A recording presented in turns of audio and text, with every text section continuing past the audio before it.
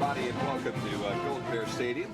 Jim Funderburg along with Chris Malinga here on the Golden Bear Sports Network. And Mr. Chris, it's not the ideal night to have a homecoming, but this is what we get, man. The weatherman says rain, and we get to play football. As Mr. Whistler said when we walked in tonight, well, it's homecoming, it's raining. Yeah. How many times have we seen a homecoming game around here that is exactly that way? It just rains. It seems like they're attracted to this night. I guess maybe it is kind of the season. You're starting to get to that point where you're changing from the summer to the fall. Things are cooling down a little bit, but boy, this storm just seems like it's come in, sat down, and wants to spin around and stick with us for a little bit. So if it doesn't get any worse than what it is right now, this is going to be a good night to play football. Yeah, I think you're right. The field right now is holding up, but you can see right at the sidelines, the 40 and the 50 there, you can see some rain pooling there, and then, of course, the sideline itself is pretty soaked. Earlier, though, we had rain kind of pouring down the track, so it's definitely better than it was just a little bit ago. So hopefully we can get this one in, and hopefully Mother Nature does not send any booms and flashes tonight. That's the important part. We can stay away from those things and keep this all on schedule tonight. It should be probably a running game, I would think. Yeah. Both these teams kind of lean towards the run anyway, and on a night where it's going to be a little bit difficult to hang on to the football, I would think that they go back to that basic look, especially with the two coaches that you have tonight in Coop and Redhead. Yeah. These guys are all more of the Woody Hayes vintage than they are, the Urban Meyer vintage. I mean, these two guys don't mind pounding it up the middle all night long, and 3 yards in a cloud of dust. Tonight, not much dust. No dust. Probably a little bit of splashing and some water going on out there. It is homecoming tonight. I guess maybe the best thing for us to do is to step away, get the extra point program out of our way, so we're ready when they do decide to bring the floats and everything around and get this homecoming ceremony going. So why don't we do exactly that? Time for the extra point here on the Golden Bear Sports Network.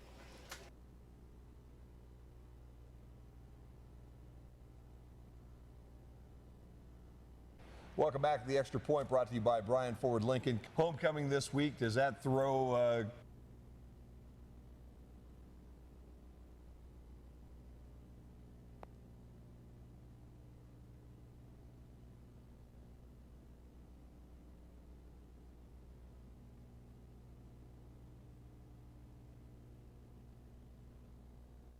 Lincoln, just down the road from high prices. Coach Redhead with me right now. Coach, it was a tough Friday night last week at Swanton, but that's a pretty good program over there right now. Welcome back to the Extra Point, brought to you by Bryan Ford Lincoln. Homecoming this week, does that throw a kink in any of the armor here at all? It's just another week to me. Yeah. I tell the kids, your job is to win the football game. Okay, that's what a football player's job is, and they have the class competitions and things, but it's not like we got kids out there doing tug of war or anything that they get hurt at.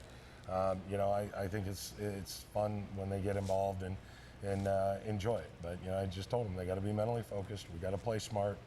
We've got a few wrinkles coming up. That'll be fun to watch. So, like I said, I think we'll be ready and we're bouncing back just fine. I think so too.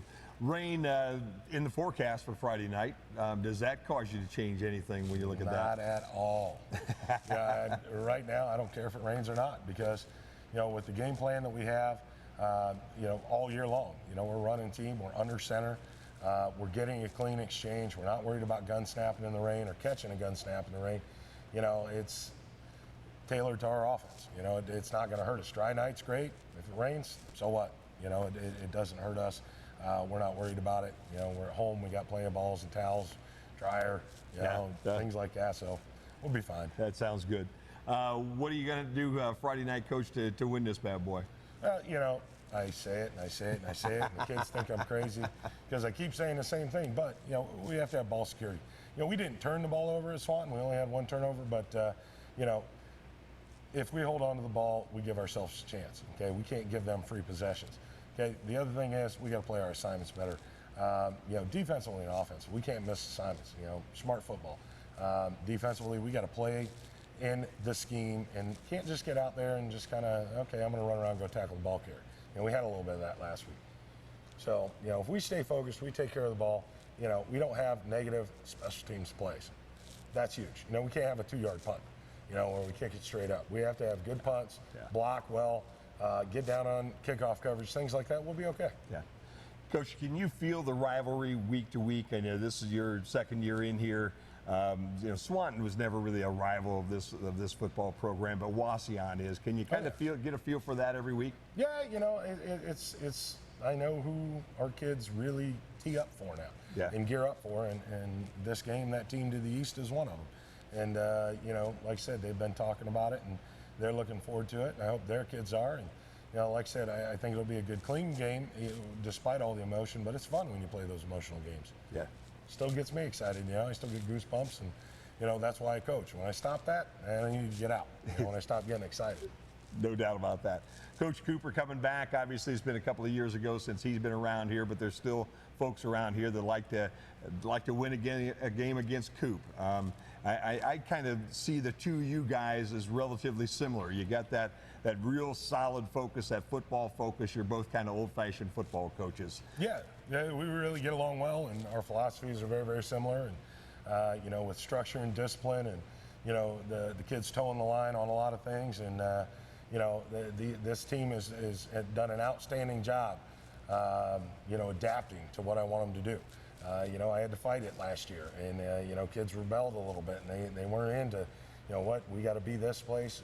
You're always telling us where to go. Well, yeah, that's life. Yeah. Okay, get used to it. Your boss is going to do that. So Coop and I, we share a lot of the same philosophies and things, and like I said, I get along with him. We always have good conversations. So should be a fun night, man. Yeah, I'm looking forward to it. Big ball game coming Friday night. You can listen to the ball game on Q96.5 FM, BryanSports.com. Also pick it up on the replay there on Saturday night, 7 o'clock on BMU Channel 3.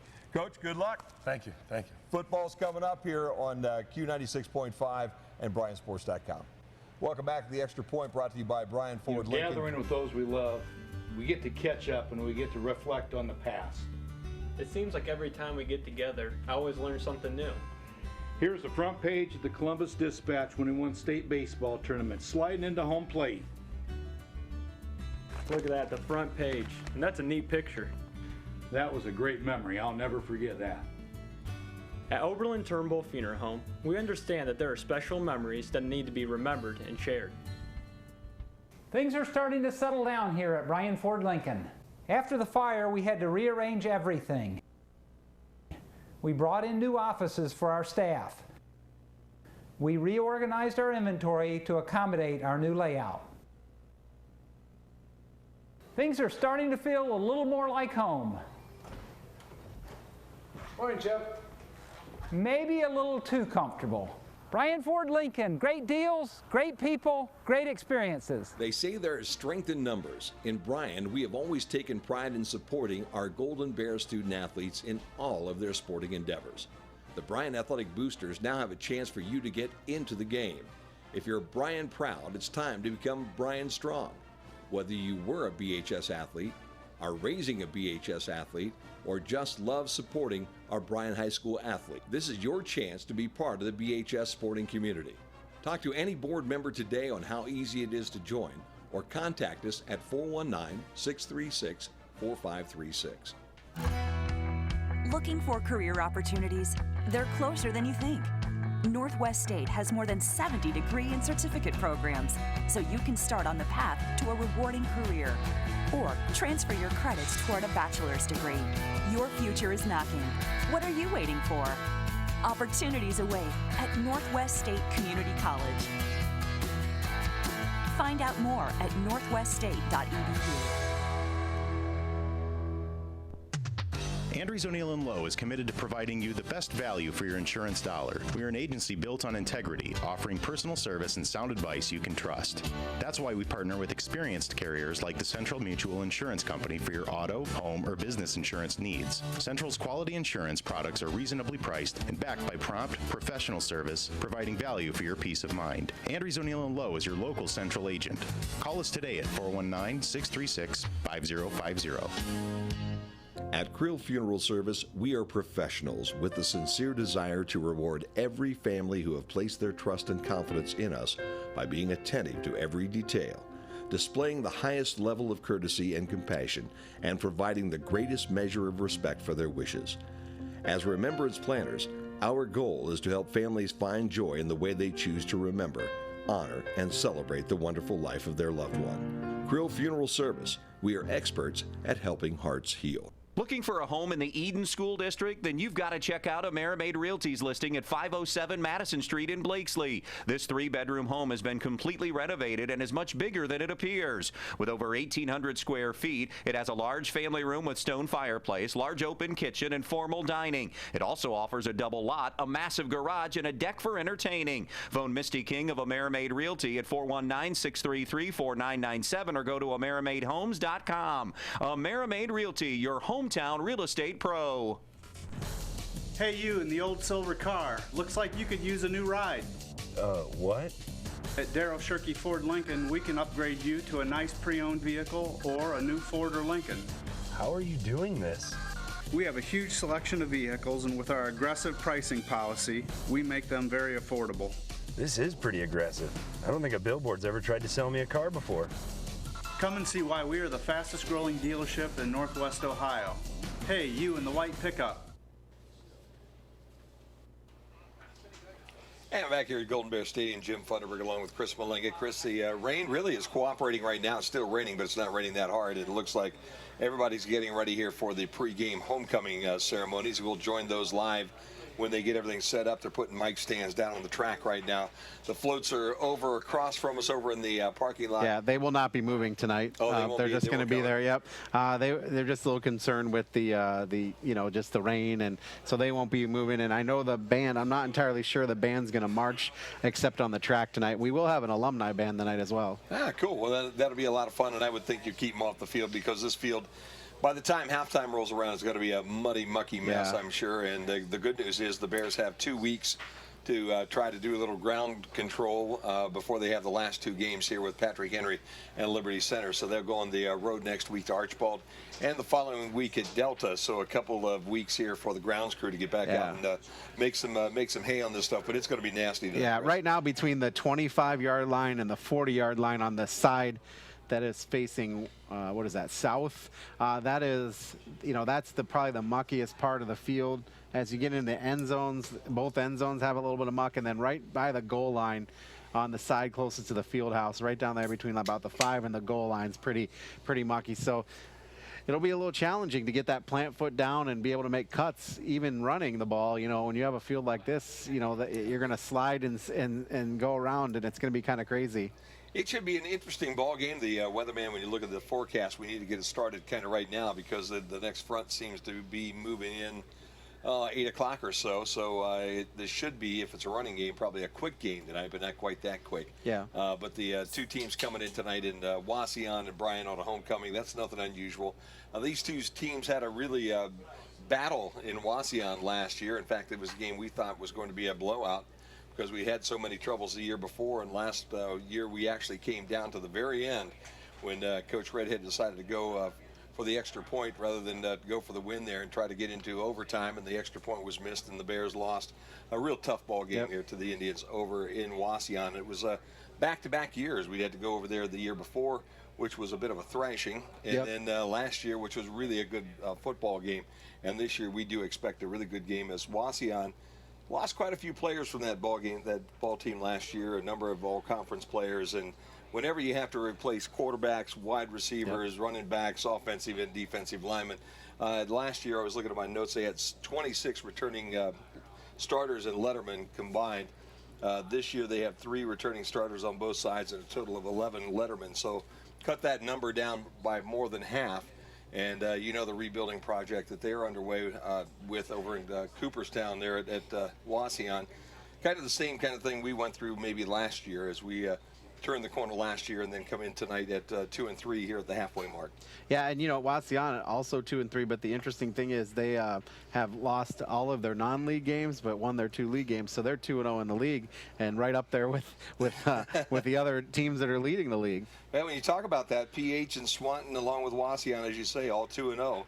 And for my money, and talking to the coach, PH and Swanton are the 2 teams that we kind of expected are going to be the teams to watch. But they both get one another next week over at Swanton, and then the following week, Wauseon gets to sneak in there and play Swanton. So if the Swanton Bulldogs would happen to pull off the PH upset next week, and then have that week where they celebrate and rejoice because they just knocked off the number 2 team or the number 1 team, whichever way you want to look at it. Then you get the team that all the coaches picked to be number 1, and that's Wauseon coming to town. When you maybe are a little bit down and a little vulnerable, and Coop, he can win one anywhere. Yes, he can, and he's a good coach, and I fully anticipate that they'll be in the league running. Just those top 3 teams will just be there. And for the Golden Bears, as we said tonight, we have homecoming here with Wauseon, and then next week we'll be off to Archbold, the following week to Delta, and then we close everything up the 21st and the 28th. Patrick Henry comes in that first weekend. And the following weekend, we close everything up with Liberty Center coming to town. So 2 games on the road after this one tonight, and then 2 at home, and then the season will be over. And amazingly enough, it will go in the heartbeat as it always does. Yes, it does. Hey, taking a look at that forecast, Jim, for tonight, currently it's 61 degrees, and we have at least a 50% chance through the game time tonight. And they're calling for some thunderstorms. So far, we haven't had any of that. It's just been the wet variety, but hopefully those stay away.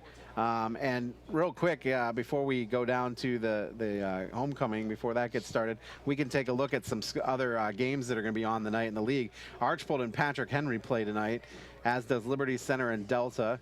Swanton is at Evergreen, and then Montpelier playing Ottawa Hills at home. Eden is playing Cardinal Stritch on the road. Edgerton playing Tenora at home. Hilltop and Toledo Christian are tangling. It's Holgate at Antwerp, Napoleon at Springfield, Ayersville at Wayne Trace, Fairview at Hicksville, OG at Defiance, and Elida at Van Wert. Those are the teams that we follow here. Not going to give you everyone on the air, but these are the ones we kind of follow here, both league and non-league. So we'll try to keep you updated as the night goes on with scores from around the area. Obviously, the ones that we're the most interested in are the league games, and there are not really any marquee games going tonight there, Chris, but there are some good contests. Yeah, there are some good games, and, I'm looking at that Swanton Evergreen. I saw what we did to Evergreen, and then what Swanton did to us.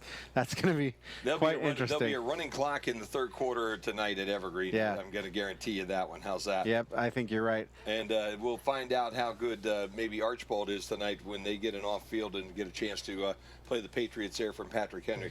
Looks like we got a band down there, Chris. It's about ready to go, so we're about ready to step away here for the festivities for homecoming here at Golden Bear Stadium. We'll kind of keep things going as they're getting everybody tuned up, set up. There's umbrellas all over the place. Pretty good crowd, though, tonight for a night that's forecasted to be as bad as what it is. But I think maybe several people did stay home, tuned us in, and will listen to the ball game tonight instead of coming out. But there are quite a pretty good crowd on hand here already. And, lots of umbrellas in the crowd, though. Oh, yeah. Umbrellas and plastic, man. Those are the tools of the day here today. So that's basically where we're at. Why don't we take a timeout, grab a commercial break. When we come back, it'll be time, I'm sure, for the start here of the pregame festivities for homecoming here on the Golden Bear Sports Network. Newcomer Schaefer, Spangler, and Breininger is a great group of experts with a common goal: to serve the legal needs of this area with the greatest degree of integrity and excellence. Along with that, they respect and support the athletes in tonight's game for their determination and teamwork. An attorney's relationship with their client is like the one between a coach and their player, a position of trust. Newcomer Schaefer, Spangler, and Breininger are proud supporters of all the athletes and wish them continued success always.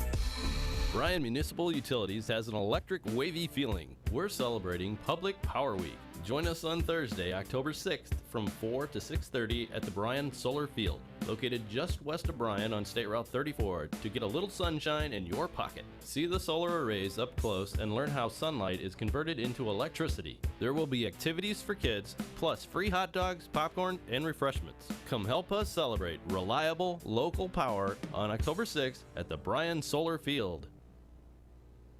We're back here at Golden Bear Stadium. Jim Futterberg, Chris Malenga here as we're talking to the folks in the crowd. And up here in the press box, you get all kinds of conversations going there, Chris. Wanted to know about my criminal record back there in high school days and whether I was allowed to go to homecoming or not. How's that? With friends like that, who needs enemies, right? That's right. Isn't that the way they say that? Absolutely. Nothing, though, dampers a homecoming crowd. Even some rain. The kids are ready. They've been preparing for this, and it looks like everybody's getting ready to go down on the track.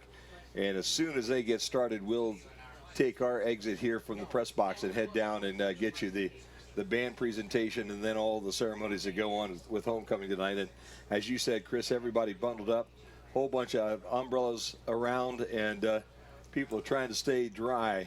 It's kind of neat to see the band come out of the school from over there, you know, and so it's kind of neat to see that, you know, because normally they came out of the middle school, but middle school is no longer. Yeah. Right now, it's big fence around it, some construction going on, and kind of hard to get in and out of the middle school right now. So that was kind of neat to see them just march over. It's gonna be real nice when this whole thing is all good and everybody's on the same campus. Yeah, I think so too. Give it another year and everything will be where they want it to be. And now they're putting their instruments down. So I don't know what that means. So I don't know what that means either here tonight. Well, but let's go through a little bit of some of the players to watch on both sides of the ball with Wauseon. Well, you've got a situation tonight where you've got a brand new quarterback here in Brendan Wilson. Not brand new. He got a chance to play just a little bit last year for the Indians when J.J. Kaufman got hurt towards the end of that season. And then this year he got hurt, dinged up just a little bit, but in talking to Randy this morning, it sounds like he's back on a full pace with very little effects of the injury that he had, and has been starting to find his way. But this is a team that lost an awful lot of people, and they're going to depend on some names that are somewhat familiar to the crowd that's going to be listening tonight. I mean, Everett Buter, you know, he's about the 14th Buter kid that's gone through Wauseon, and it seems like in the last 5 years. Junior Martinez, Brendan Britch, Dawson Roop. Is it Roop or Rupp over in Wauseon? I think it's Roop. I think it is too. So, you know, those are guys that are going to have to step up. They're guys that did get some playing time last year, but they didn't get a whole lot of playing time last year in some cases, and this is their season. And as you said, Chris, they've done a good job winning the games that they needed to win as they won these things in conference. You know, being able to win against your conference foes is the most important thing you can do. Now, they beat Delta 28-14, and Delta arguably not having the greatest year of all time. And then last week, a battle with Archibald that came right down to the end. It was 0-0 until the last couple of minutes of that game. They were able to score, and they won 7-0 last week against Archibald. So that makes them 2-3, but more importantly, as you said, 2-0 in the conference and puts them right on top of things. So it'll be an interesting night. I don't think either one of these teams are expecting to throw the ball too much. They both like to run it more than throw it. Both of them run the ball 8 out of 10 times roughly. And tonight with all the weather, we would expect that they'll probably run it even a little bit more than that. But it'll be an interesting evening of football here when we do get things started. And it looks like everything is ready on the sideline, but nobody's ready. Here they go. All right, we're going to send it down to them right now. Yeah, they're on. I got it. Step forward and speak up. Ladies and gentlemen, welcome to Bryan High School's annual homecoming ceremony. I, Austin Harding, am honored to be one of your MCs for this evening. Joining me are Natalie Meyer and Austin Teagarden. We would like to thank you for supporting Bryan and attending this historic event. Each year, the homecoming festivities are eagerly awaited by students and the community, but this year's excitement and anticipation have been heightened by the transition into the new school. Tonight's game against the Wauseon Indians will surely serve as a momentous occasion. I know that I, as well as my fellow students, have made memories this week that won't soon be forgotten. With a late start to the school year and many big ideas, students have been rushing to construct and perfect their homecoming floats. This year, the floats were judged by the respected members of the community, Mayor Johnson, Dan Yaris, Terry Rummel, Barb Teagarden, Nick Walborn, and Diana Eschhoven. Thank you all who took the time to look at the floats outside the football stadium tonight. The float built by the senior class finished 4th with the title of Take the Dub from Wauseon. Finishing 3rd was the float entitled Pin the Indians by the junior class. The runner-up for the contest were the freshmen with the float titled Flatten the Indians. Finishing in 1st place and gaining 30 points to their total score in effort to win homecoming week was the float built by the sophomore class with the title of Ignite the Indians. Congratulations to all the class, and thank you to the students who participated in constructing these floats. Your hard work did not go unnoticed. This past week has been filled with plenty of fun, but also fierce competition. The week-long celebrations started off on Monday with Jersey Day. Jerseys from all across the globe filled the high school while everyone talked about their favorite teams and hated rivals. Tuesday was Decade Day. Students picked any decade before the 1990s to dress up as. We also kicked off our brand new food drive Tuesday with the classes competing to see who could bring in the most food and help the most people. Wednesday, the population of Bryan High School dressed as their favorite holiday. Thursday, Pajama Day was used by many students as a day to recharge before the excitement and thrill of Friday. Finally, today was Spirit Day. Purple and gold shine throughout the high school and all the other schools. In the morning, a small pep band, a group of cheerleaders, and athletes toured the other schools spreading spirit. The school day concluded with the much-awaited homecoming assembly. Every member of Bryan High School showed school spirit as well as class spirit while the intense competition was taking place. Students cheered on their classmates as they faced off in lip sync, tug of war, dodgeball, and many more. The attendants and escorts all got in on the fun as the classes competed to try and pop each other's balloons while still protecting their own. After all was said and done, the class of 2019, our sophomores, won the class competition this year. Now I know you've all been waiting, so let's introduce the court. The freshman attendant is Audrey Zimmerman, the daughter of TJ and Carrie Zimmerman. She has two sisters, Allie and Ava. Audrey is involved in cross country, swim, track and field, and student council. In her free time, she hangs out with her friends, goes to the lake, and binge eats while watching Pretty Little Liars. Audrey's favorite part about the new high school is the automatic water bottle drinking fountains. If Audrey were an animal, she would be a dolphin because they are carefree. Escorting Audrey tonight is Brooks Brown. Brooks is the son of Jason and Heidi Brown. He has a brother and a sister, Quinn and Avery. Brooke is involved in basketball, baseball, student council, and FCA. In his free time, he likes spending time with his friends and family, watching sports, listening to music, and playing basketball and baseball. Brooke's favorite part about the new school is the gym and the courtyard. If he were to be an animal, he would be a falcon because it resembles leadership. The sophomore attendant is Brittany O'Neill. Brittany is the daughter of Bradley O'Neill and Allison Taylor. She has many siblings, including Carly, Chelsea, and Andrea Taylor, and Gabriella and Alexandra O'Neill. Also her brothers, Randy Holtz and Caden and Logan O'Neill. Brittany is involved in FCCLA Club, Fall Play, Spring Musical, a cappella choir, and softball.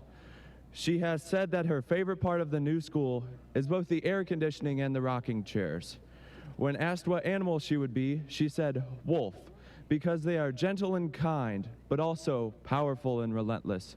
Her escort this evening is Caden Jessing.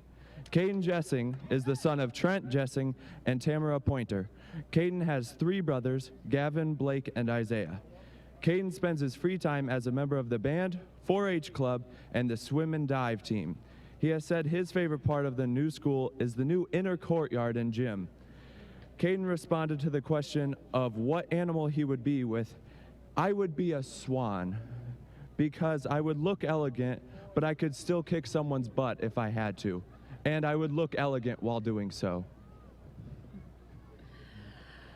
Ana Recio Tovar is the junior attendant. She is from Mexico and is one of our 5 foreign exchange students this year. Ana's host parents are Jamie and David Holbrook, and they have 2 daughters, Elizabeth and Isabella.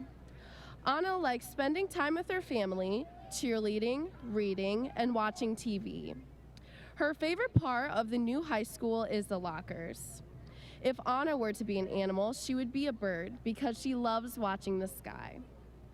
Escorting Ana tonight is Brandon Kreischer, the son of Bryan Harlow. He has 1 sibling, Rylan Garza. Brandon is involved in Light Shines and youth group. In his free time, he likes bodybuilding, reading, being with his friends, singing, and preparing himself for the Army. Brandon's favorite parts of the new school are the courtyard and the choir room. If he were to be an animal, he would be a chimpanzee because he likes to climb things and to make Harambe proud.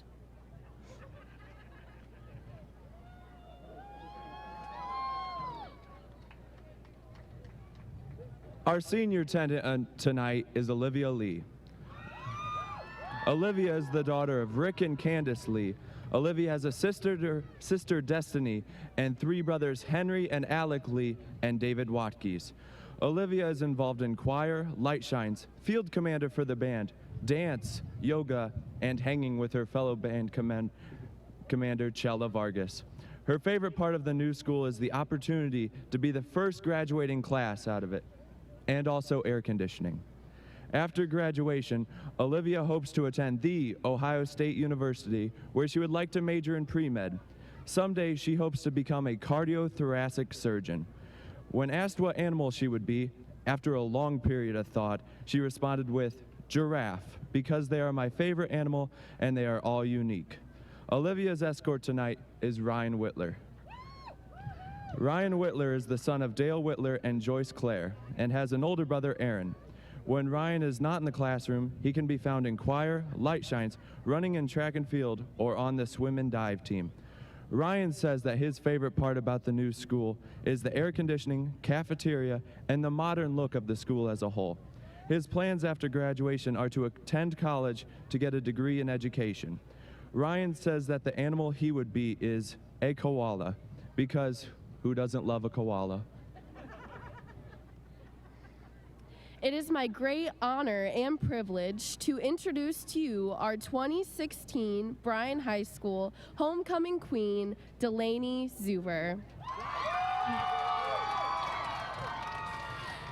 She is the daughter of Betsy and Morris Zuber and has one brother, Caleb Zuber. Delaney is involved in volleyball, band, theater, and is the class president. In her free time, you can find her reading, watching TV, and drinking tea. Next year, Delaney is planning on attending college for communications.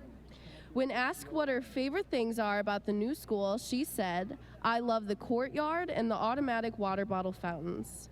And if she were to be an animal, she would be a kangaroo, because not only are they cute, but they are also very powerful. Just like her freshman year when Delaney was an attendant, she is being escorted again by Austin Teagarden. Austin is the son of Amy and Chuck Harding and has one brother, Andrew. He is involved in theater, band, student council, and NHS. In his free time, Austin enjoys reading, watching documentaries, and listening to podcasts. In the future, he plans on attending college to major in speech and hearing sciences. Austin's favorite part about the new school is the cafeteria and the water bottle fountains. When asked what animal he would be, he said, "I would be a fox because an online quiz told me so." Celebrating with us this evening is last year's homecoming queen, Elizabeth Heward. Elizabeth is currently enrolled at Lee University, majoring in communications. Elizabeth is involved in Candies Creek City Church. Escorting her is Jake Hausch, who is attending Eastern Michigan University, majoring in exercise science. Jake is involved in track and exercise science student organization and a member of the New Life Church. Also, he is enrolled in the Honors College. Elizabeth will now present the crown to Delaney.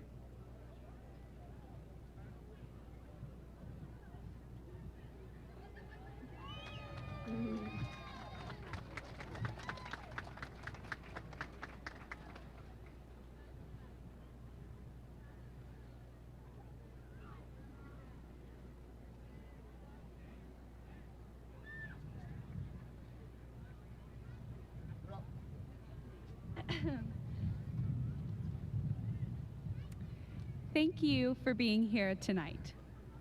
I am Delaney Zuber, and I'm humbled to be your 2016 homecoming queen. Having the opportunity to represent not only the student body, but also this incredible community during this historic year is such an unbelievable honor. This week, we've made the new school our home. Dress-up days, class competitions, and our assembly this afternoon are all traditions we've carried on to our wonderful new building, which, without the community's support, would not be all that it is. I would like to congratulate the class of 2019 for winning Homecoming Week 2016. Still, more winning lies ahead. I know our very own Bryan Golden Bears can pull off a homecoming win tonight. Thank you once again to our students and staff, and go Bears.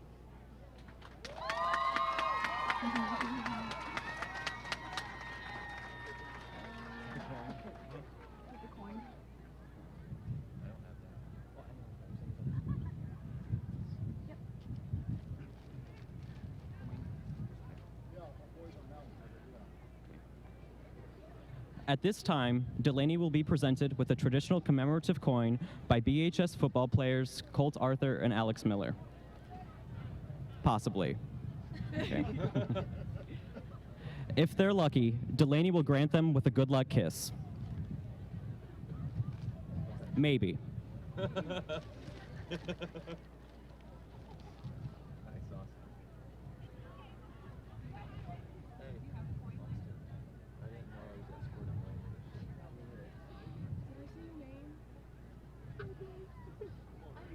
So our homecoming festivities are continuing and changing just a little bit because of the weather situation, and I'm expecting we're going to hear from the band here momentarily, Jim. But it looks still like it's raining pretty good out there right now.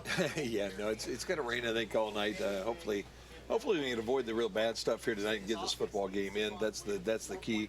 But everybody can change and remaneuver a little bit. It's going to be thank interesting. you to everyone attending tonight and to those who helped make homecoming a success.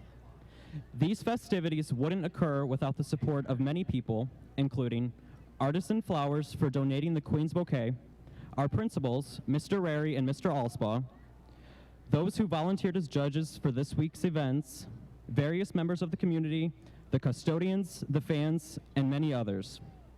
On behalf of Bryan High School, I would like to thank you all. I'm confident that homecoming will continue to leave its mark for many years to come. Congratulations to Delaney and her court, and thank you all for joining us this evening. You were saying, Jim. I think he's done now. I think we're safe to be able to turn the mics back on. But yeah, they've moved everything up on the track. I'm going to be interested to see the alumni band, how those guys will react tonight. They're older, they're wiser, man. They'll be able to turn on a dime. There's no doubt about that. We have not had the coin toss, I don't believe, at this point, but we're getting close to the start of this ball game tonight. And we do expect to hear from both bands tonight because Wauseon's band did come over. Yep. But I would bet that, as you said, Chris, they're going to do all their work tonight on the track, which is nice and dry. And a football field that, as the night goes on, is just going to get muddier and muddier and muddier. And it should be an interesting ball game tonight. See, the team maybe that can hold on to the football and be able to get the best footing tonight might be the team that wins this thing. And it could come right down to that 7-0 score that Archbold and Wauseon played to last week. Yeah, it was tied for the longest time in that game, and then in the fourth quarter they took a lead 7-0, and they were able to hold on. So it'll be interesting to see what tonight brings as Wauseon is taking the field.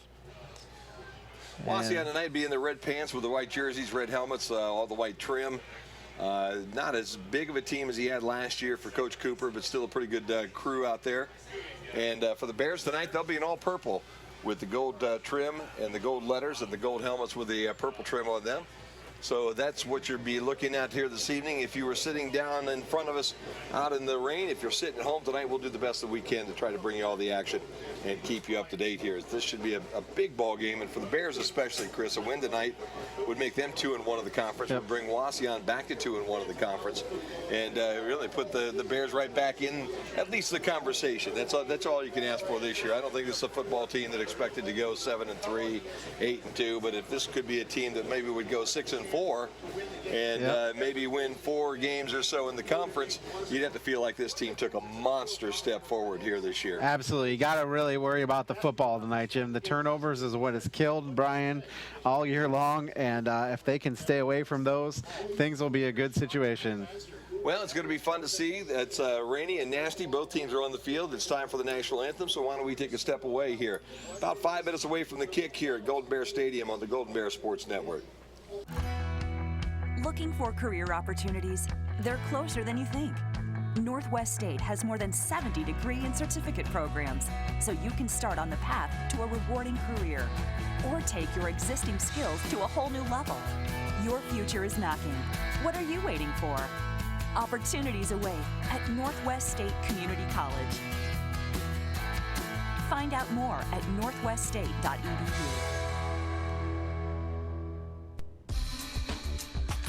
Newcomer Schaefer, Spangler, and Breininger is a great group of experts with a common goal: to serve the legal needs of this area with the greatest degree of integrity and excellence. Along with that, they respect and support the athletes in tonight's game for their determination and teamwork. An attorney's relationship with their client is like the one between a coach and their player, a position of trust. Newcomers Schaefer, Spangler, and Breininger are proud supporters of all the athletes and wish them continued success always.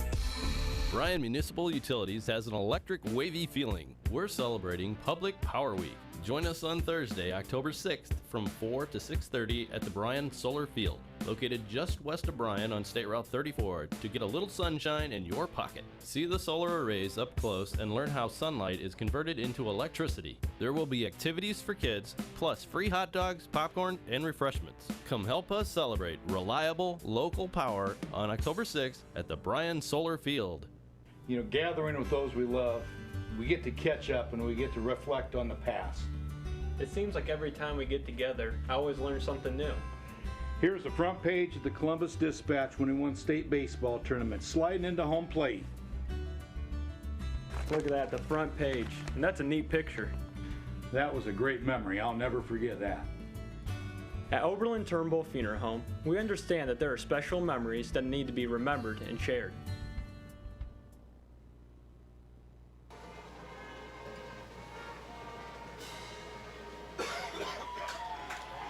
Back here at Golden Bear Stadium, Jim and Chris, as we get ready to get this ball game going. Probably about a quarter of the way full on both sides tonight, Chris. There are faithful fans that will come out and watch you play football no matter what. And those are the folks that are here tonight. If you ought to tattoo them all, put a little tattoo on them as they leave that says, you know, faithful Golden Bear fans. I mean, there's some of them here that are pushing probably the same kind of status right now that Big Chet is. Chet, for everybody's information tonight, is attending his 100th game. Wow, that's crazy. Big Chet Dangler has seen 100 Golden Bear football games now, and he was very excited about being here tonight for game number 100. And Chet will be on the sideline, I'm sure, getting the crowd that is here all revved up and ready to go. And trying to keep them warmed up, I think, would probably be a good idea. Looks like the Bears will be getting the football to open everything up. Culler and Jones will go back deep. And deep tonight looks like it's going to be about the 15-yard line. Yeah.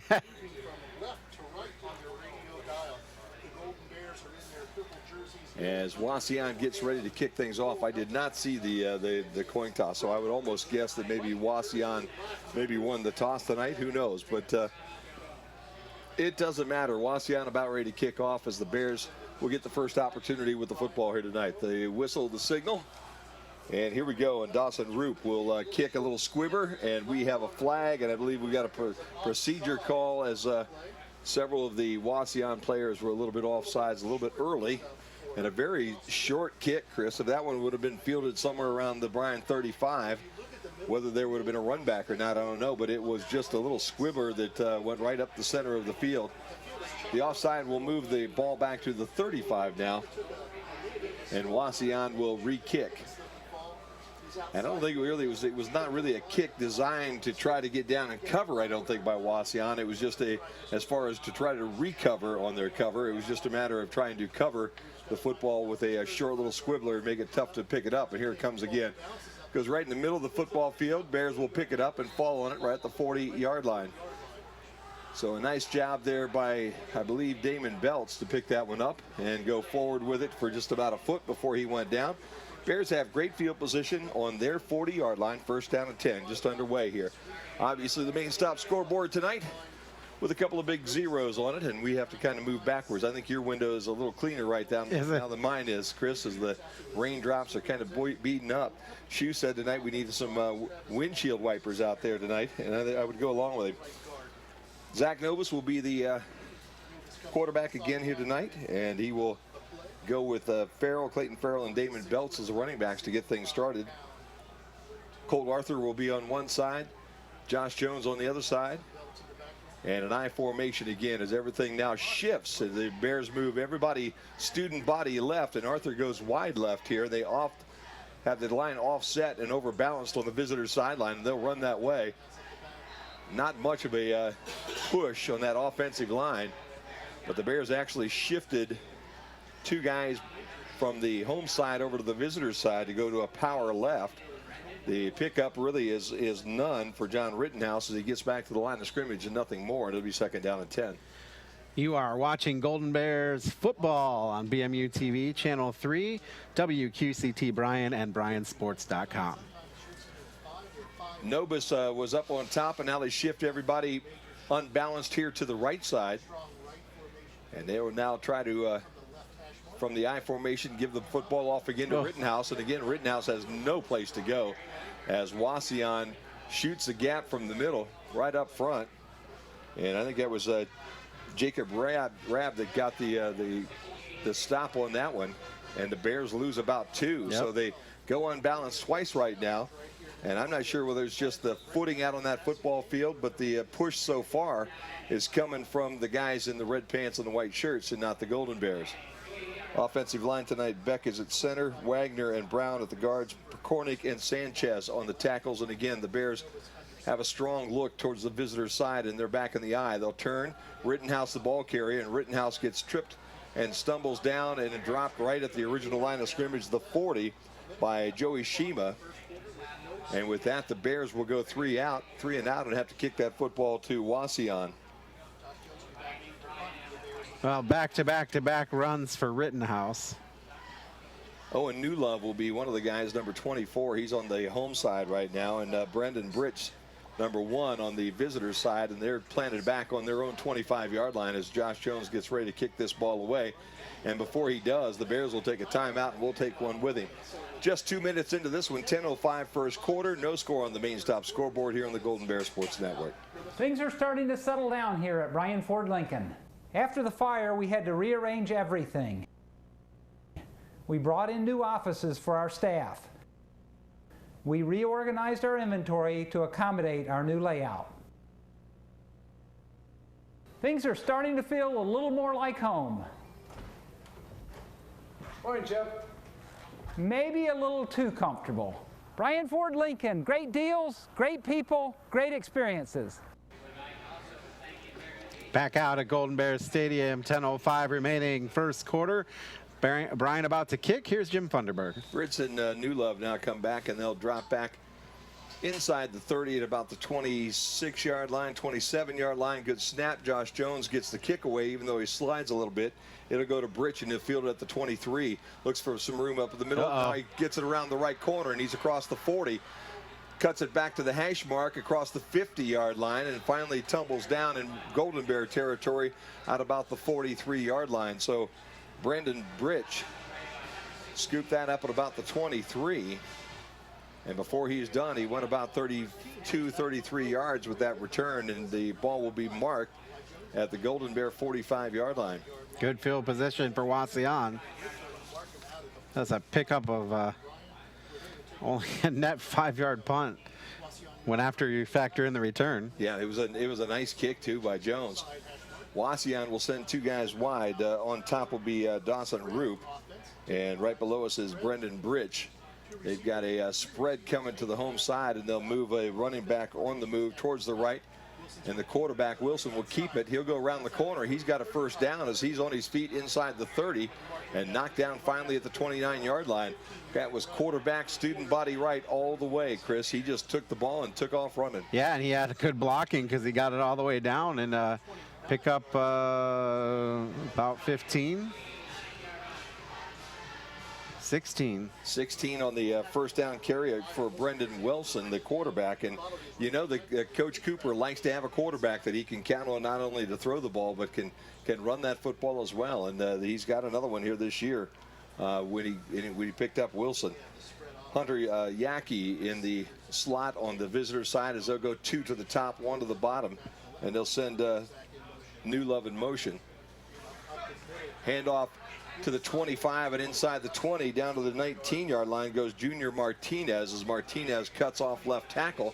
He'll have enough for another first down as he gets about 13 on that first down play.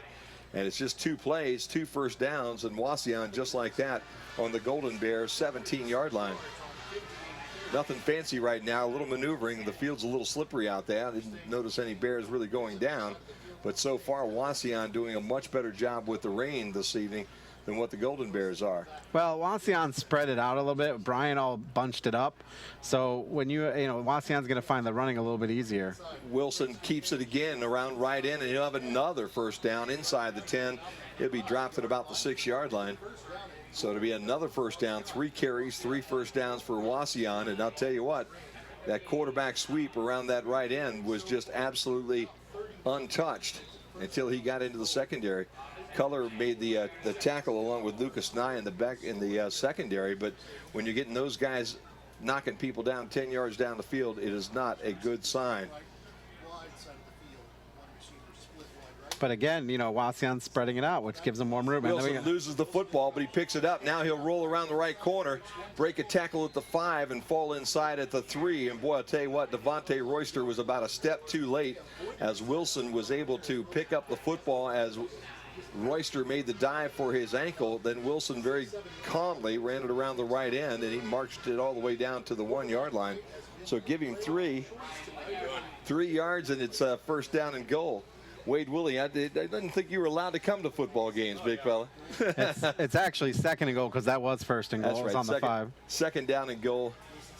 Ball on the 1-yard line. Wade Willie just wandered in, an old buddy of mine, and I was shocked to see the big Patrick Henry boy there run off of the right side to Yaki, and Yaki will find a hole and get into the end zone. And just like that, the first score of the night will go to Wauseon on a 1-yard dive by number 22, Brendan Yaki, and Yaki with a touchdown, and the extra point here will be a normal Cooper Fest here as we have our center in the middle, and we have 4 guys lined up to both sides and a wide open gap in the center where the guards and the tackles would be.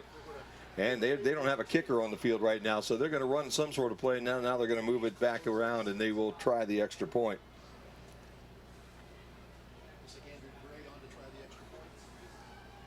Gray, the kicker, waiting to try this one from the 10-yard line. Good snap, good hold. The kick is a little wobbly, but it's no good. Little bit wide to the left, I believe, and it's 6-0. And there's something that's going to be affected tonight, Chris. The kicking game might be a challenge.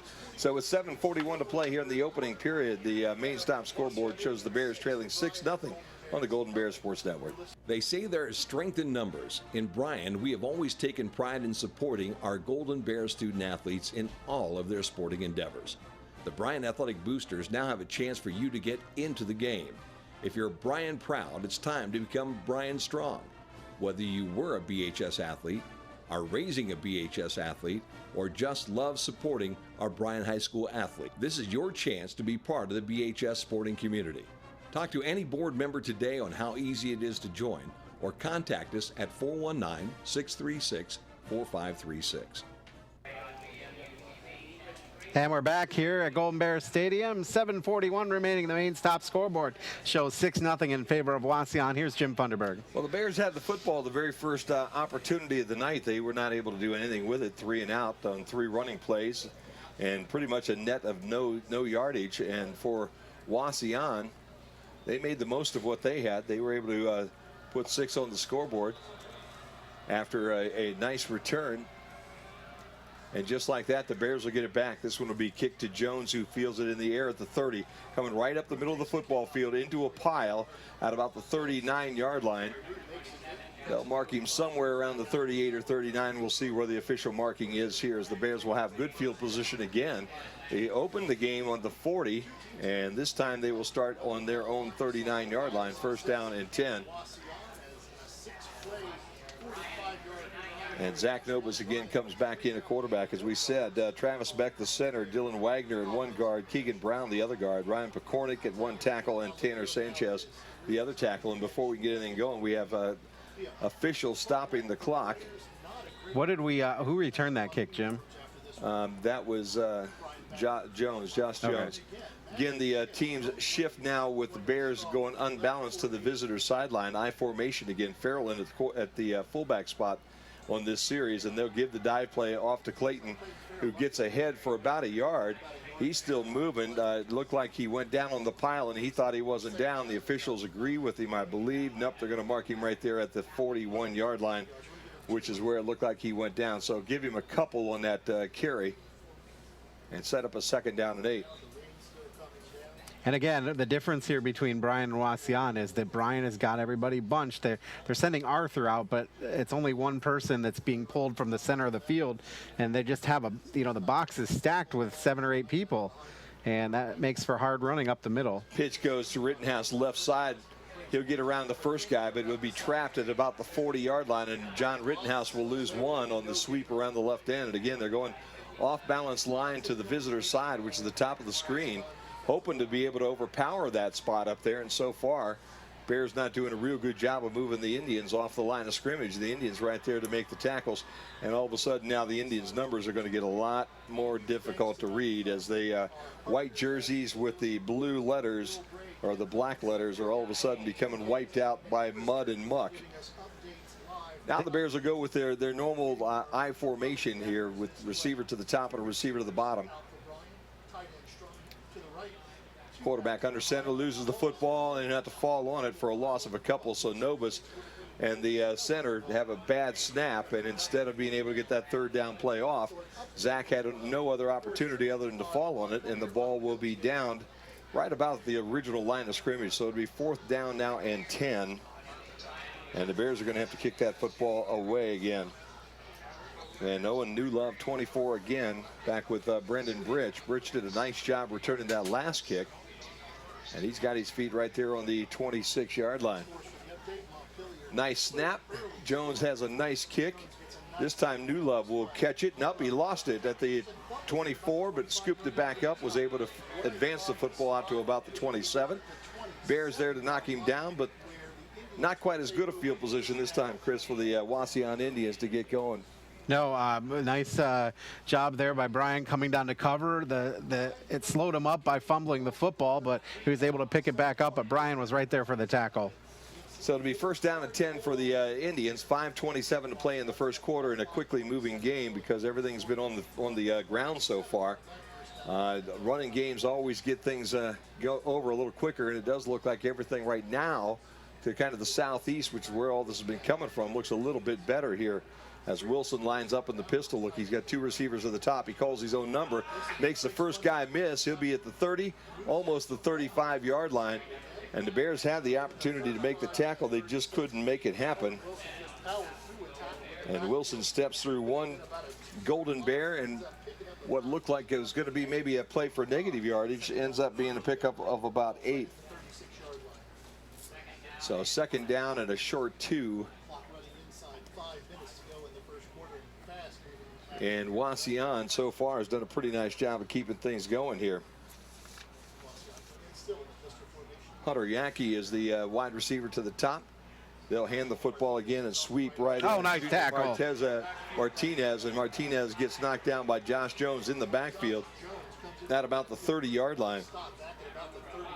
So that loss will be about 5, maybe 6, and we'll set up a 3rd down now and long for Wauseon. Make it 3rd down at about 7 yards. 4:24, clock moving first quarter. Main Stop scoreboard has the Bears down 6-0. Wauseon on their last possession drove the football 60 yards, missed the extra point, and that's how we stand. Bears have had the ball twice, no first downs here early in a kind of rainy Friday night at Golden Bear Stadium. Wilson again in that pistol look, single running back in the backfield. He'll turn and hand that football off. And I believe that's Martinez again, and he will be just back to the line of scrimmage. No more, and that'll set up a 4th down and 7 as the Bears do a real nice job of slowing things down. I think that was Everett Buter, Jim. So Buter gets the carry. 4th down now as Josh Jones stands at the midfield stripe. Now he backs into Golden Bear territory inside the 44. Gray back to kick. Good snap. Decent kick. Back foot kind of went out on him, and it will be a squibbler that'll hit at the 40-yard line and then die at about the 37-yard line. The Bears again with great field position. Josh Jones really just had no opportunity to come up and even catch that. The part of the field that he's on right now, when you get from about the 30-yard line to the 40 on both sides, and particularly at the center of the field, it has become a bit of a mud pit at this point in time, and it's not really good footing. And that's about where that football landed. It hit about the 39 and rolled about 2 yards, and the Bears were able to have the football right now on the 37-yard line, 1st down and 10. 33-yard punt, Jim. Quarterback Zach Nobis goes under center. Traditional lineup for the Bears with the receiver to the top and the bottom of the I formation. Jones lost the football, and the Bears are going to pick it up, but they'll lose about 4. And Nobis having a hard time getting that center snap here tonight. That one went sneaking through, and Damon Belch luckily was able to beat a Wauseon Indian to the pile. So it'll be a loss of about 5, and it'll make it 2nd down and 15.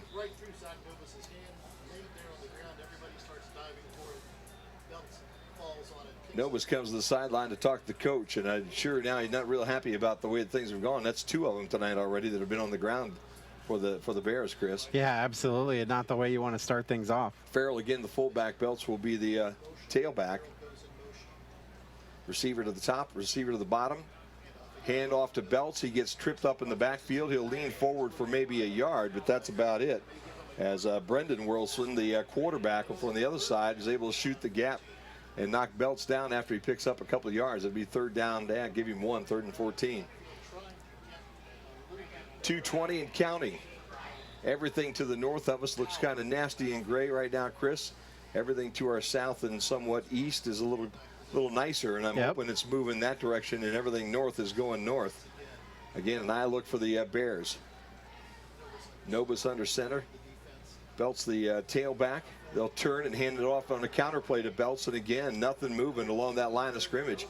He just gets back to the line of scrimmage. He gets up to about the 30 for a pickup of 1, and it'll set up now 4th down at about 13, and the Bears still operating on the offensive side in negative territory and negative stats, Chris, I'd have to believe. Yeah, right now they have, let's see, -1 total yards. New Love and Brits will drop back deep. Jones will kick from his 20. Decent snap. Gets it away. Nice hard liner that will get past both of them and roll to about the 15. New Love will pick it up at the 13 in the middle of the football field, and the Bears will drop him at the 19. So New Love did a nice job to scoop it up with some solid hands and move it forward about 4 or 5 yards. And it'll be 1st down and 10 now for the Indians.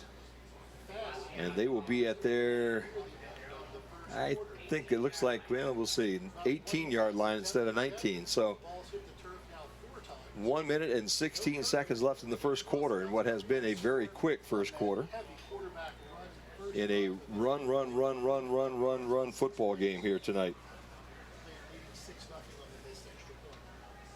Wilson went to the sideline, talked to Coach Cooper, back into the huddle. Both these offenses run kind of similar.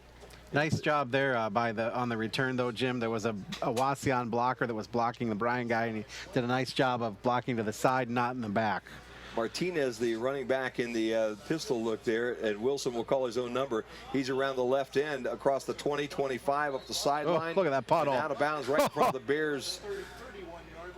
The Bears bench at the 31, so that'll be about a 13-yard pickup and a 1st down. And the best play of the night so far has been Brendan Wilson right, Brendan Wilson left. Wow. Everett Buter does check into the football game. Dawson Roop will go out to the top side. He's the far wide receiver on the visitors side. They'll have 3 guys split on the home side, on the short side of the field. Wilson now sends a man in motion. And he'll keep the football and he'll roll towards his right. There's a flag on the ground as Wilson is up the sideline, but it's all for naught as he's across the 45 and knocked down at about the 46. But a holding call, I believe, in the middle of the line back around the 29-yard line is going to wipe out what was almost a 20-yard run for Brendan Wilson. Again, Wilson shows a little misdirection, and they send the 2 wide receivers here to the top side. Then they bring a flanker in motion, and they run behind the flanker on the wide side of the field, which is the visitors' side. And now Wauseon forced to head south. Chop block will not only be 10, it'll be 15, and the ball will go all the way back to the 15-yard line. It'll be first down now for the Wauseon Indians. Make it 1st and 25. That's an easy one to figure out, huh? Yep. Instead of what would have been first down and 10 out around the 45-yard line. So, yeah, pickup of 16 before the penalty, Jim. So first down and a whole bunch for Wauseon. We'll see if they'll just run this ball to try to get themselves out of some trouble. Doubles go to the top, single to the bottom. And I believe it's Buter in the backfield. They'll turn and hand to him straight up the middle with some running room at about the 20-yard line. So Everett Buter gets from the 15-yard line to the 20. That's about 5. So set up a second down and 20. And I'll give him 5 this one and 5 on the next one. Good job there, Jim. Be putting that Ohio U education to work. I got Zach the Cat Hazlett right next to me right now, so that's why I'm a little smarter.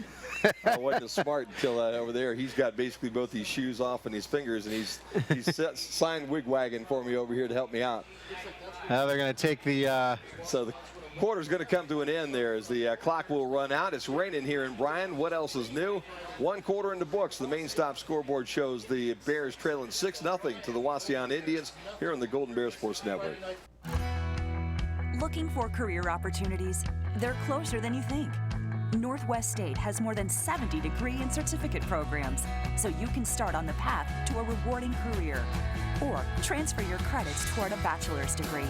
Your future is knocking. What are you waiting for? Opportunities await at Northwest State Community College. Find out more at northweststate.edu. Andrews O'Neill & Lowe is committed to providing you the best value for your insurance dollar. We are an agency built on integrity, offering personal service and sound advice you can trust. That's why we partner with experienced carriers like the Central Mutual Insurance Company for your auto, home, or business insurance needs. Central's quality insurance products are reasonably priced and backed by prompt, professional service, providing value for your peace of mind. Andrews O'Neill & Lowe is your local Central agent. Call us today at 419-636-5050. Back at Golden Bears Stadium, the second quarter getting underway. I'm Chris Malenga with Jim Funderburg. Jim? And Wauseon with the football. They'll have doubles here to the home side. Wide receiver and a guy in the slot, and then a single on the visitor side. They'll turn, balls on the ground as the exchange was fumbled between Buter and, well, actually New Love, I believe, 24, and Wilson. Wilson turned and handed the football off. And the ball hit the ground. Bears right there. They'll lose another 3 or 4, and it'll set up now a third down situation in a bunch again. Back to about 23. Tonight was the night that we said, Chris, who's going to be able to hold on the football as it gets a little wetter. It started to rain just a little harder here at the end of that first quarter. It's not raining as hard as it has been here tonight, but it's raining pretty steady right now. Martinez looks to be the running back now next to Wilson. Triples to the top, and now they'll bring a flanker in motion towards the home side. Turn, fake to Martinez. Wilson looking to throw, and he's looking to throw this one deep. Good coverage back there, and a passing tended for Dawson Roop. And Roop has double coverage back around the 45-yard line of the Golden Bears, and the ball overthrown by about 5 yards. Even if that one's on the money, a nice job by Josh Jones and Sean Culler to be back there, to Sam Culler to be back there deep. I knew I was going to throw a Sean in there every now and then. Well, you know what? I'm sure that's not the first time Sam's been called Sean in his day. But it's And it won't be the last time I call it, Colin, probably at that same time. But the colors always been a lot of fun to watch. Josh Jones now on the 45-yard line of Wauseon as Gray hits this one. Line driver that goes over his head, bounces into Bears territory, 30-yard line. That's where he picks it up. He's heading for his own sideline, gets a block, and now he keeps coming at the 35, and he'll be knocked out at about the 36-yard line. Josh wanted to get it towards the middle, but there just was nothing but red and white heading towards the middle of the football field. So instead, he was able to come around that left side, get a block, get a couple extra yards, and get knocked out of bounds after a decent pickup. And the Bears, again, with some pretty good field position going right to left, as they'll have their first opportunity here in the third quarter. Second quarter. Second quarter. You know, the Bears really were hoping to be able to catch Wauseon a little bit off guard with that unbalanced look, but so far it has not done an awful lot against Wauseon.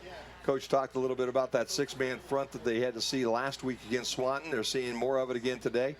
And it's just going to have to be a matter of you're going to have to out-block them here today if you're going to make something happen. Matt Harold goes in motion, then plops down at tight end spot on the right side, and they'll turn and hand off to the running back. That's Rittenhouse in the backfield. And Rittenhouse runs into way too many Wauseon Indians right about the line of scrimmage. Juarez, the young man that made the tackle there for Wauseon. And this clock still runs at 10 minutes and 28 seconds. Bryan really having a hard time getting that running game going tonight. You would think at some point in time they're going to have to throw the ball. Jones on the weak side over here, the only wide receiver. Arthur to the top. Nobis with some misdirection turns and hands off to the running back. And again, I think that's Rittenhouse. And Rittenhouse just basically sidestepped his way into a hole full of white jerseys and got knocked down pretty much at the right line of scrimmage again. Really no hole to run through. And again, Angel Juarez, number 57, and Chase Reynolds, the two guys on the line of scrimmage that the Bears just having a hard time moving out of their spots. Arthur goes to the top. Again, the I formation for the Bears. Rittenhouse, the I back.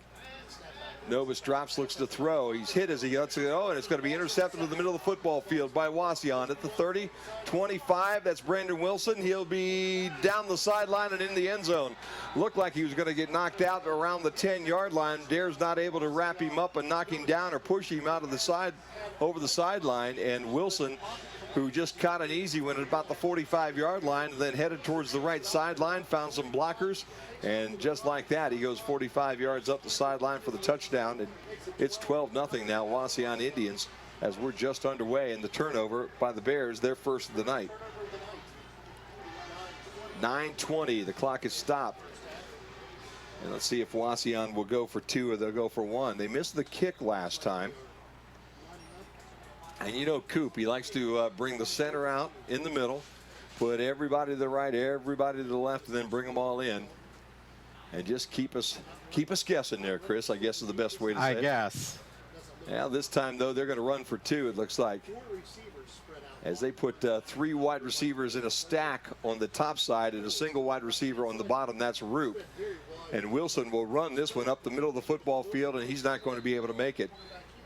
So they split everybody wide left, wide right, and then they try to go right up the center with their quarter, Brendan Wilson, but the Bears do a good job of bottling it up. And at the 9:20 mark here in the second quarter on the main stop scoreboard, the Bears trail 12-0 to the Wauseon Indians on the Golden Bear Sports Network. At Krill Funeral Service, we are professionals with the sincere desire to reward every family who have placed their trust and confidence in us by being attentive to every detail, displaying the highest level of courtesy and compassion, and providing the greatest measure of respect for their wishes. As remembrance planners, our goal is to help families find joy in the way they choose to remember, honor, and celebrate the wonderful life of their loved one. Krill Funeral Service, we are experts at helping hearts heal. Back out here at Golden Bear Stadium. 9:20 remaining, second quarter. Chris and Jim. Well, the Bears had the football here, and then the turnover, the interception that goes 45 up the sideline, and the quarterback for the Wauseon Indians has been by far the best athlete on the football field so far tonight, Chris. He's, I'm sure, the leading rusher in the football game, and then as a defender, able to pull down that wild goose, I think, that was floating a little bit as Novus was hit just as he let go of that ball. and it just went straight up in the air at the middle of the field in a perfect catch, and then read and run as this one skips down and picked up by Josh Jones on the 19-yard line. He's across the 30, up the right sideline, 40, breaks another tackle to the 45-yard line, and the Bears will have their best field position here of the night as Josh picks that one up and is able to work his way up through enemy territory on the Wauseon sideline, and they'll park him right there at the 45-yard line, first down and 10. Bears have had good field position tonight, Chris. They just have not been able to do anything. Yeah, there's just no push whatsoever by the Bryan offensive line tonight. Feels like Wauseon's in the backfield all the time. Yeah, they have. And it's just challenging. And again, this is a defense that was redone from last year's defense, which was so tough. Bears again with that I formation, single wide receiver to the home side. They'll turn it, hand off to Rittenhouse. He has room this time. He's across the 50 and now steps across the 45 and gets knocked down to the 44. That'll be a pickup of 11 and a first down. And, you know, Coach Redhead, he's not going to get away from that running attack. Nope, he's not. As he delays that handoff just a little bit, and Rittenhouse able to find a hole this time right up the middle of the football field. He'll get 11 into Wauseon territory at the 44-yard line. And the Bears with 8:59 and counting here in quarter number 2 need to come down and put something on the scoreboard. Again, one single receiver clear to the top side on the visitor's side. I formation in the backfield, offset on the right side. Rittenhouse again, round right in, 40, trying to get to the sideline, skips through a tackle and falls at the 35-yard line. And that was 24 Owen Newlove that made the tackle, and if he could have gotten away from Newlove, he might have scampered right up that sideline and all the way to the house. Well, Cole Arthur did a great job of blocking him, but then he was just able to get free and just interrupt Rittenhouse just enough to make him fall. It wasn't really a tackle as much as a nudge. Second down and a yard right now for the Bears. And the Bears have Rittenhouse now at that I formation, and the big number 44 sitting there, Damon Belts at the fullback, as the Bears now shift strong to the left. They'll turn and hand to Rittenhouse, and Rittenhouse straight up the middle. He's got room again inside the 30. 26-yard line will be the end of his run. First down for the Bears, and all of a sudden the offense that just couldn't make things happen early are starting to open up some lines in the middle of the holes in the middle of that line, and Rittenhouse is able to sneak through. And the Bears now with, what, 3 first downs in this drive alone. I think these are the first downs they've had all night. That's actually the second first down. Okay. Rittenhouse now with 9 carries, 29 yards. All on what? I think it's all on this drive, the positive yardage. I formation with a single receiver on the short side of the field, which is the visitor's side. Quarterback under center, again, hands off to Rittenhouse. He steps through a tackle in the backfield, and he'll get positive yards all the way to the 24-yard line. Rittenhouse got stepped through an ankle tackle in the backfield. Looked like it was Yankee that was making that effort, but he was able to get out of that one. Well, the nice thing about Rittenhouse there was he kind of waited on to run, and so he gave some time for the hole to open up, but it closed very quickly. Second down and 8, clock at 7 minutes here in the second quarter. Rain coming down steady here at Golden Bear Stadium. So you chose to stay home tonight and listen. You're probably the smart ones. I formation again, single receiver on the visitor side. They'll turn, and Rittenhouse again has room. Left tackle, and he'll be across the 20 to about the 19-yard line. So John gets about another 6, about 5 there, I guess. And it'll be third down now and about 3 for the Bears, as they've got the ball spotted just over the 20, and they need to get down in between the 16 and 17. So a good long 2.5 yards for the Bears here with the third down opportunity. Quick moving game here, and that's exactly what the coaches want tonight. We really don't need any weather delays. This time the Bears will bring just one receiver on the bottom side. Drop the center snap, but the handoff to Rittenhouse will get enough for the first down. I think everybody from the Wauseon front, we're looking for that football, and a really neat job by Zach Nobis after he dropped it to pick it right back up, not miss a beat, give it to John Rittenhouse. Rittenhouse down to the 15. That was plenty for the first down, and the Bears have the football now inside the red zone with their first legitimate opportunity tonight to score. Arthur goes wide to the visitor's side. Jones wide to the home side. I formation again, straight formation on the offensive line. Turn, handoff Rittenhouse again, right up the middle. This time the hole closes quickly, and John just gets back to the line of scrimmage and no more.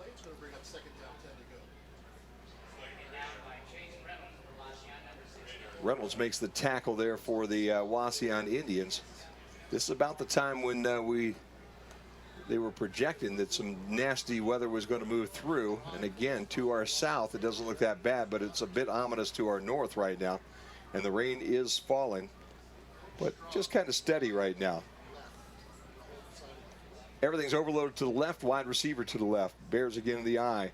Turn, pitch, Rittenhouse. Oh, boy. Juggled the ball, tries to get around the corner, cuts it up a little short, and he'll be down to about the 10. Rittenhouse kind of did a little juggling act in the backfield on that pitch. He was able to pull it down and then look upfield, and to his credit, he found a hole and was able to make positive yardage out of that run. And with that, it'll set up a 3rd down now for the Bears at about 6, and Coach Cooper wants to talk some things over. 4:58 to play here, 2nd quarter. Main stop scoreboard shows 12-0 Wauseon here on the Golden Bear Sports Network. Looking for a home in the Eden School District? Then you've got to check out Amerimaid Realty's listing at 507 Madison Street in Blakesley. This 3-bedroom home has been completely renovated and is much bigger than it appears. With over 1,800 square feet, it has a large family room with stone fireplace, large open kitchen, and formal dining. It also offers a double lot, a massive garage, and a deck for entertaining. Phone Misty King of Amerimaid Realty at 419-633-4997 or go to AmeramaidHomes.com. Amerimaid Realty, your hometown real estate pro. Back out at Golden Bear Stadium, Chris Malenga and Jim Funderburg with you here on BMU and WQCT. Jim, down 3rd and 5, 3rd and 6 now, right on the 10-yard line. This has been the best position of the night here for the Bears. They need to come away with some things, a touchdown. Colt Arthur will be the only wide receiver, and he'll get single coverage on the top, and the Bears jump early, unfortunately. And that 5 yards is going to make a whole lot of difference right now. Absolutely. Instead of 3rd down and 6, the offensive procedure call against the Bears will make it 3rd down and 11 now. And the Bears now on their 21-yard line, and they need to get down to about the 6-yard line. So it's actually on the, I'm sorry, the 16-yard line, and they've got to get down to the 6-yard line. There we go. We'll get that all focused in through the rain right now. 16 to the 6. 4:58 clock at stop. Bears again in the I formation with a wide receiver top and bottom. In Novus under center. Comes up, drops back, rolls to his right, looking to throw the football. Has a man down in the flat, but it's knocked away. The intended receiver was going to 21, Adam Harold, and a nice job by the Indians to close quickly and get a handle on that football as Tester makes the knockaway for the Wauseon Indians. And it'll set up a 4th down now and about 11. And let's see what the Bears are going to do. Jones. I think Jones is going to kick a field goal here from about the 23-yard line. So this will be about a 33-yarder. We've been wanting to see this all year long. This is not the most favorable conditions here to try to kick one, but hey, it's well within Josh's range on a good night. So a good snap and a good hold and some decent footage. He's got a shot. Good snap, good placement, but the kick's going to be wide right and short. Somebody got a hand on it or what? I don't know whether he got a hand on it or it was just the conditions of the field as he went to hit that thing. Didn't look like he got it very solid, and he pushed it to the right, and it came up way short. So the ball will go back to Wauseon on downs, and with 4:44 to play here in the 2nd quarter, and Wauseon up 14 or 12-0 here on the main stop scoreboard. Bears defense really needs to dig in right now because Wauseon gets the football to open up the 3rd quarter, Chris. Really don't want to give up a score right here. Absolutely not. So the ball will get placed on the 20-yard line. So the ball on the 20-yard line, 1st down and 10 for Wauseon, and they will now go to the pistol look with 2 running backs to the right of Wilson, one to the left, one to the right. Single receiver to the top of the bottom. They'll turn and hand that football off to Buter, and Buter goes left end for a couple. And you got to believe right now, you would think that Wauseon would be happy to grind this thing down and see if they can't get 3 or 4 every time. Buter gets about 3 on that opening play. Clock rolls at 4:26, 2nd quarter. Both teams with 2 timeouts yet. Both teams have used 1 timeout here in the opening half. So there are timeouts to be used if they need to. Wauseon will send 2 wide receivers now up to the visitor side, the short side of the field. And 2 running backs to the back, 1 to the right, 1 to the left.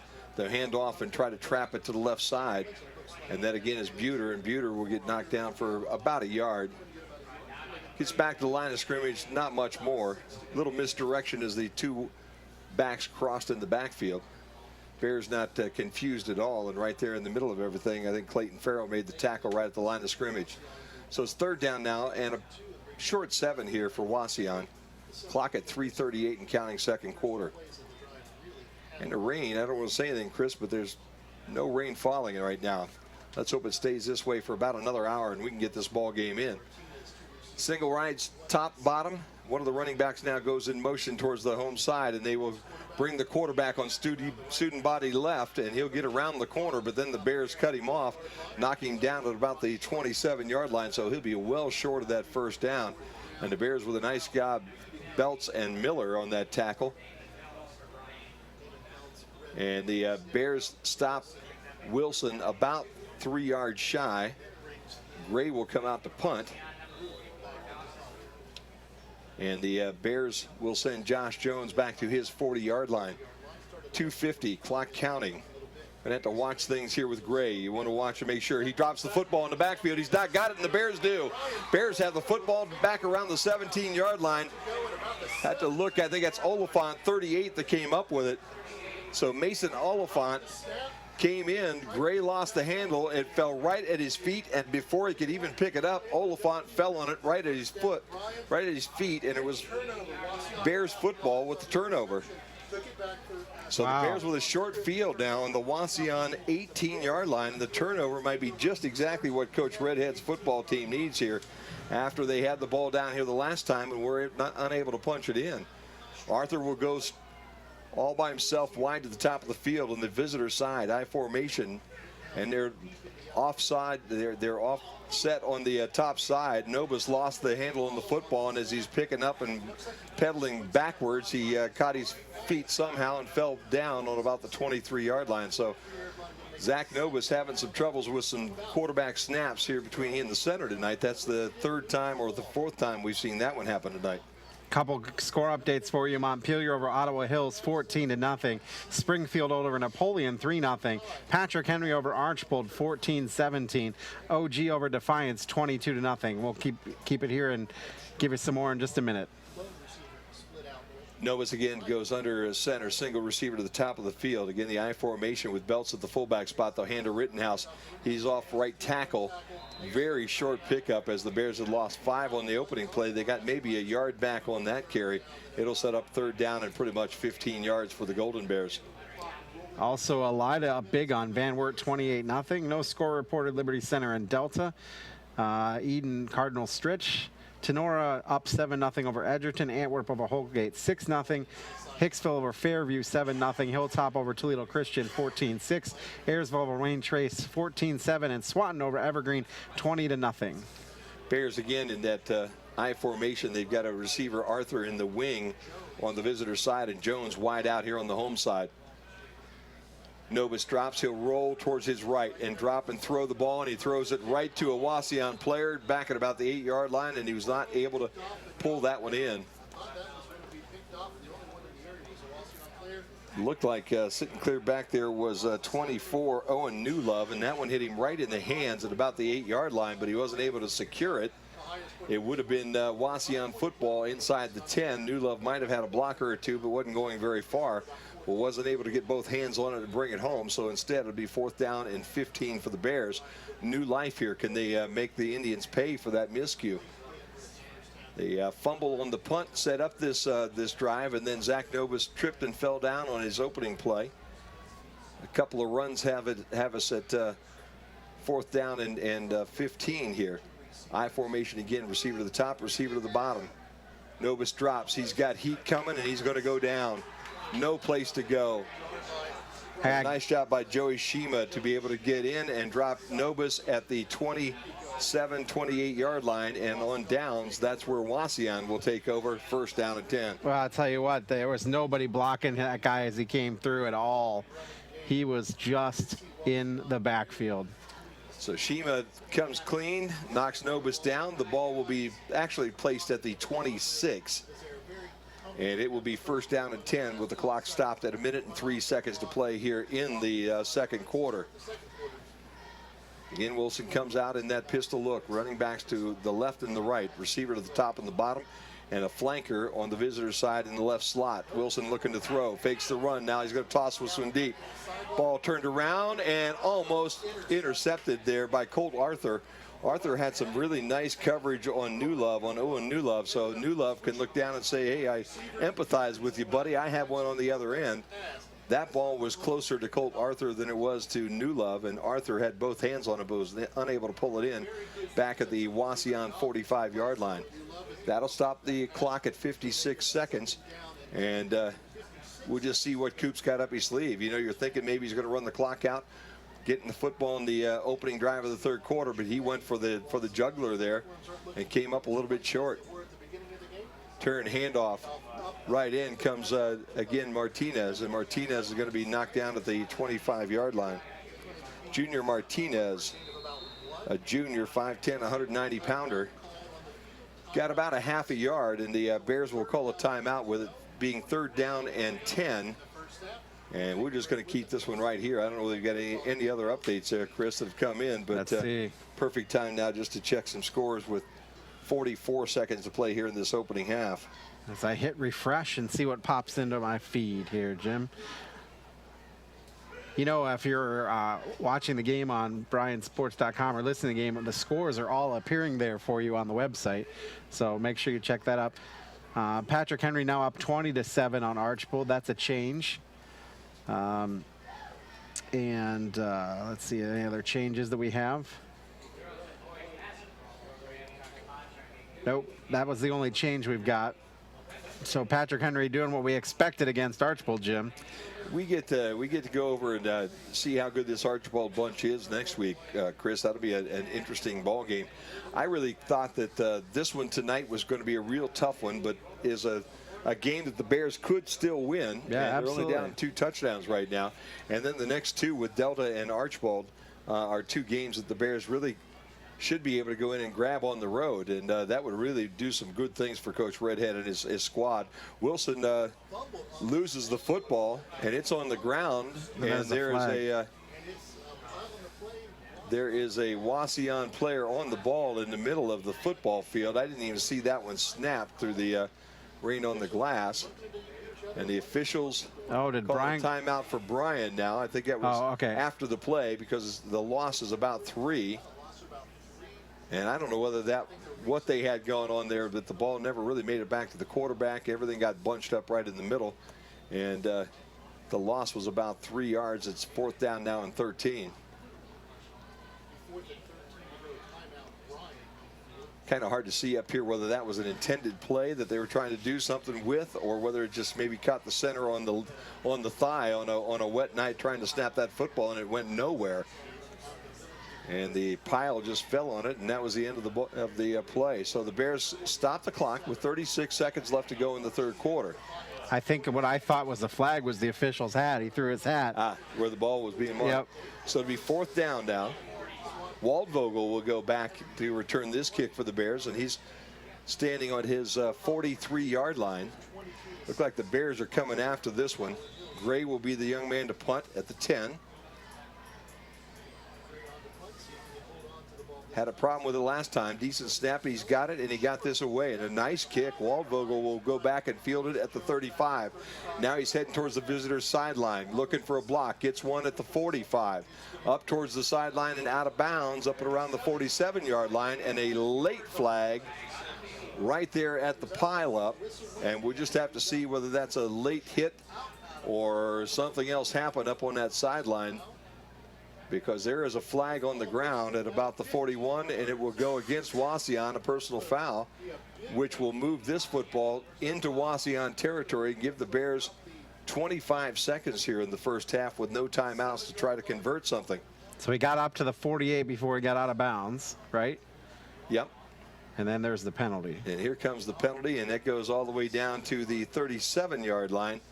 And it'll be first down and 10 now for the Bears. And again, 25 seconds, no timeouts. Bears have had a short field the last 2 times that have not been able to capitalize. Let's see if they can do it this time. Arthur will go wide to the home side, and he'll have single coverage. Jones will be to the top. They've got safeties deep, so I'm sure they'll get double coverage as they go down the field. I formation in the middle. Novus drops, looking to throw across the middle a little too far, and it hits the Wauseon defensive back, Hunter Yaki, right in the numbers, and will go incomplete. Trying to catch Jones on a post pattern across the middle at about the 25-yard line. The ball thrown just a little off target. Jones couldn't get a hand on it, and Yaki had it hit him right in the numbers. Color comes in, and the Bears will sit Adam Harold as they'll go with 3 wide receivers now. Jones will go to the top side. That's the visitor side. That's the short side. Color will be in the slot on the home side.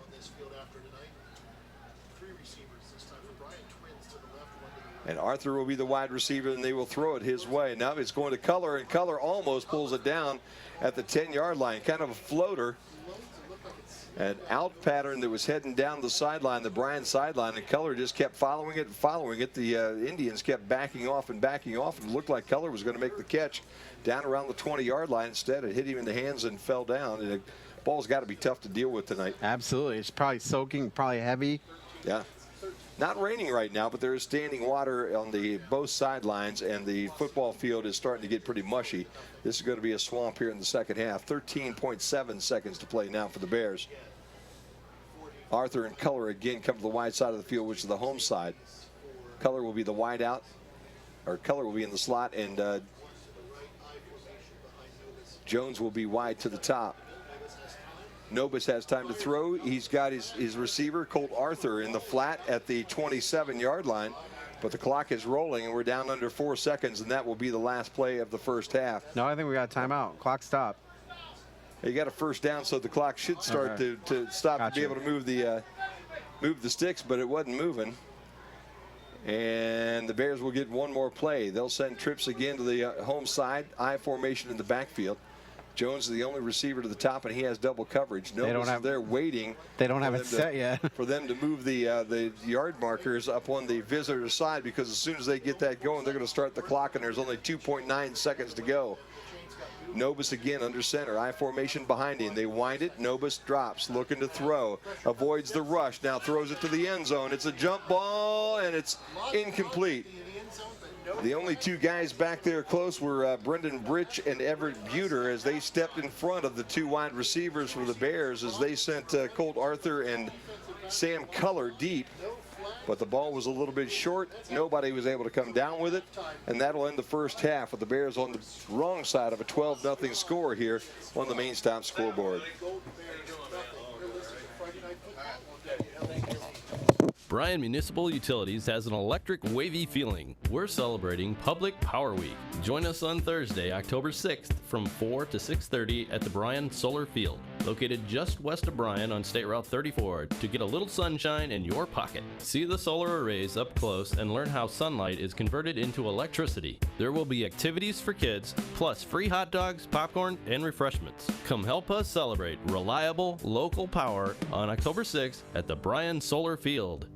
You know, gathering with those we love, we get to catch up and we get to reflect on the past. It seems like every time we get together, I always learn something new. Here's the front page of the Columbus Dispatch when he won state baseball tournament, sliding into home plate. Look at that, the front page. And that's a neat picture. That was a great memory. I'll never forget that. At Oberlin Turnbull Funeral Home, we understand that there are special memories that need to be remembered and shared. Things are starting to settle down here at Bryan Ford Lincoln. After the fire, we had to rearrange everything. We brought in new offices for our staff. We reorganized our inventory to accommodate our new layout. Things are starting to feel a little more like home. Morning, Jeff. Maybe a little too comfortable. Bryan Ford Lincoln, great deals, great people, great experiences. They say there is strength in numbers. In Bryan, we have always taken pride in supporting our Golden Bear student athletes in all of their sporting endeavors. The Bryan Athletic Boosters now have a chance for you to get into the game. If you're Bryan proud, it's time to become Bryan strong. Whether you were a BHS athlete, are raising a BHS athlete, or just love supporting our Bryan High School athlete, this is your chance to be part of the BHS sporting community. Talk to any board member today on how easy it is to join, or contact us at 419-636-4536. Halftime at Golden Bears Stadium. It's 12-0 Wauseon leads. Let's take a look at some halftime statistics. First, comparing the teams. Wauseon with 4 first downs. Bryan with 4 first downs. Wauseon's first downs all came on the rush. Bryan had 1 passing first down and 3 rushing first downs. Wauseon is 0 of 4 on 3rd down. Bryan 2 of 8. Bryan was also 0 of 1 on 4th down. Total yards, Wauseon with just 56 total yards. Bryan with 45. 10 of those came from the pass for Bryan. No passes for Wauseon. Wauseon was 0 of 2 passing. Bryan 1 of 7 for 10 yards. Wauseon had 17 rush attempts, 56 yards. Bryan 22 rushing attempts, 35 yards rushing. Wauseon was penalized 3 times for 35 yards. Bryan just once for 5 yards. And each team turned the ball over once. Wauseon fumbled the ball and lost it. Fumbled twice and lost it once. Wauseon fumbled it twice. Wauseon fumbled it twice and lost it once. Bryan fumbled it twice, did not lose it, but Bryan did throw an interception. Bryan did miss a field goal. Wauseon missed an extra point. Both teams punted 3 times in the first half. Wauseon punted for 139 total yards. Bryan punted for 126 total yards. Wauseon time of possession, 8:57. Wauseon 14:51. Taking a look at the drive summaries, Wauseon got its first, Bryan had its first drive, ended up going 3 and out and punting. Wauseon, meanwhile, went 5 plays, 45 yards on their first drive to put in a touchdown, and the touchdown was scored as a 1-yard carry from, a 4-yard carry from Hunter Yackey with 7:41 remaining in the first quarter. The extra point was missed. Then Bryan got the ball the second time, and they had to punt it. Wauseon got the ball back and punted it. Bryan had to punt it again. Wauseon had to punt it again. And then on the next drive, Bryan had a drive going with 3 plays. And then on the 3rd play of that drive, it was an interception, pick 6, as Zach Nobis threw the ball to Brendan Wilson, who took it 48 yards for the touchdown. The 2-point conversion was no good. On their next drive, Bryan missed a field goal. Wauseon, meanwhile, fumbled the ball back to Bryan. Then on the next drive, Bryan turned it over on downs. And then Wauseon got the ball back, punted, and Bryan had the end of the first half on their next drive. So taking a look at some individual statistics, passing for Wauseon, Brendan Wilson 0 of 2. Rushing, Hunter Yackey has 1 attempt for 1 yard and a touchdown. Brendan Wilson, 6 attempts, 54 yards.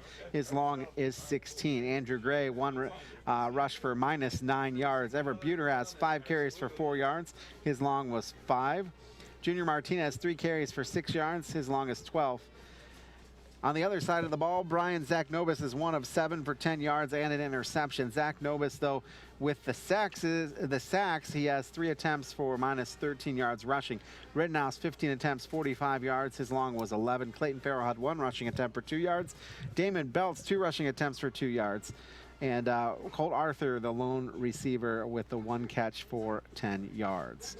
There you have it. That is the halftime statistics.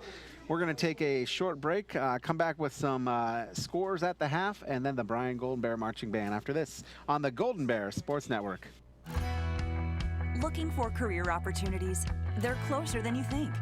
Northwest State has more than 70 degree and certificate programs, so you can start on the path to a rewarding career or transfer your credits toward a bachelor's degree. Your future is knocking. What are you waiting for?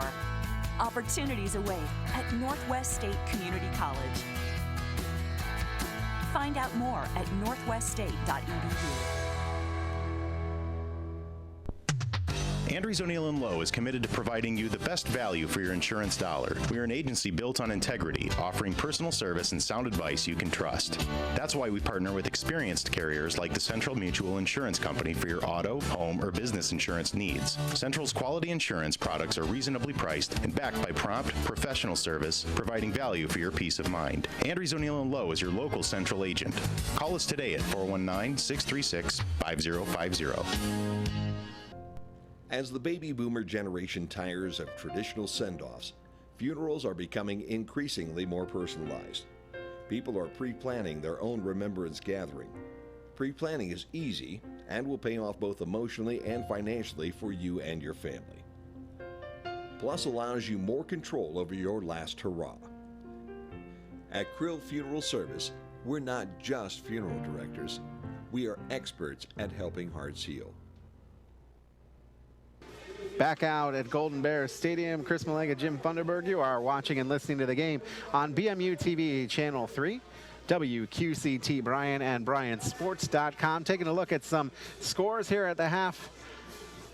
Bryan is losing to Wauseon by a score of 12-0. It's Tenor over Edgerton 14-0 at the half. Antwerp over Holgate 6-0. Springfield over Napoleon 3-0. Liberty Center over Delta 7-0. That's at the half. Ottawa Glandorf over Defiance 35-0 at the half. Montpelier still leads Ottawa Hills 14-0. Patrick Henry 20-7 over Archbold. Hilltop 22-6 over Toledo Christian. It's Ayersville 28-7 over Wayne Trace. Elida over Van Wert 29-0. Swanton over Evergreen 33-0. And Hicksville over Fairview 7-0. Let's get to send it down for the Bryan Golden Bear Marching Band.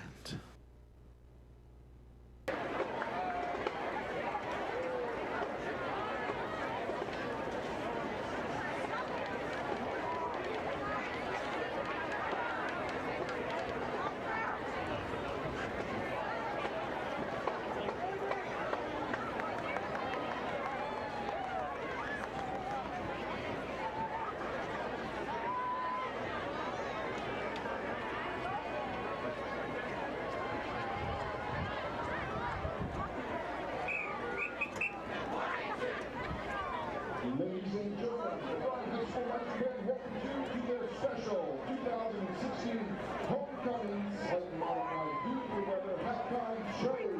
Our opener tonight features the rhythmic sounds of our percussion section, an original composition titled the BHS Drumline Blues.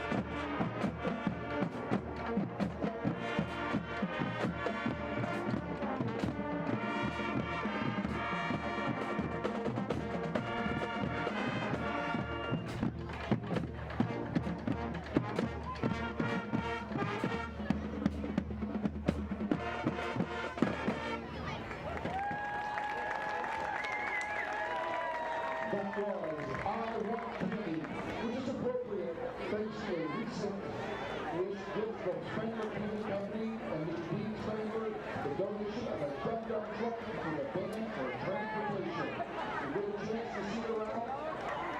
That's the band. We thank Spangler Painting for that generous donation. Joining us on the field tonight is the 33-member strong 8th grade varsity band. They have only 3 weeks to learn this new piece that debuted in September 10th at 2014 with an 80s disco throwback. Oh, don't you dare look back on disco Juliet. Here is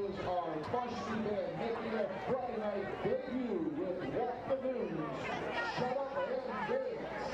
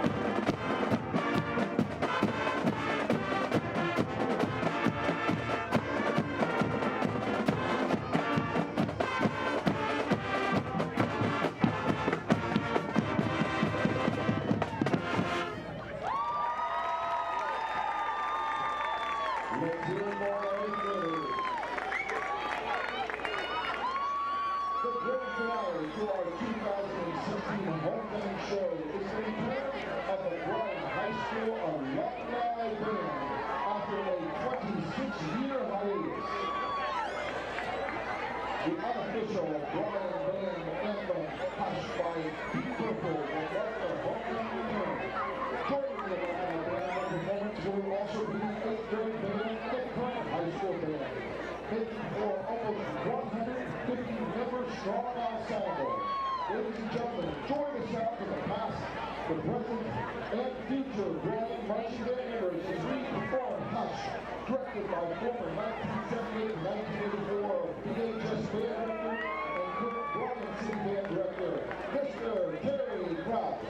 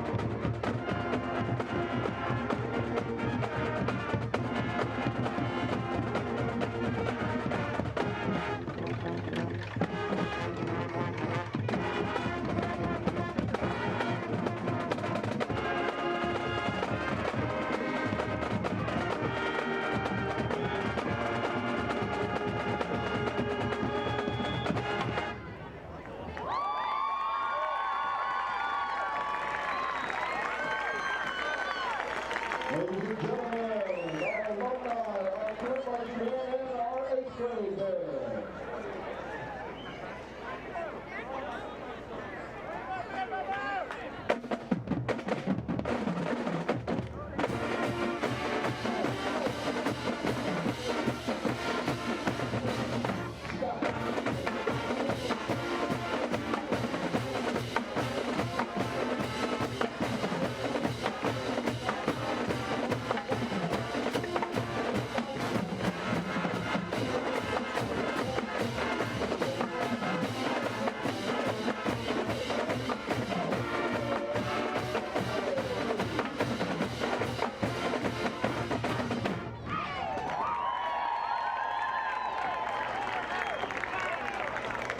If it's a home with character and space you dream of, then look no further. Misty King of Amerimaid Realty has a gorgeous home on Ohio Drive that's just waiting for you. With 4 spacious bedrooms, over 1,900 square feet, a renovated rustic interior, fenced yard, and open front porch, you can't go wrong. Listed for only $158, this is a home you have got to see. Call Misty King today at 419-633-4997 or check out 216 Ohio Drive on AmeramaidHomes.com. Amerimaid Realty, your hometown real estate pro.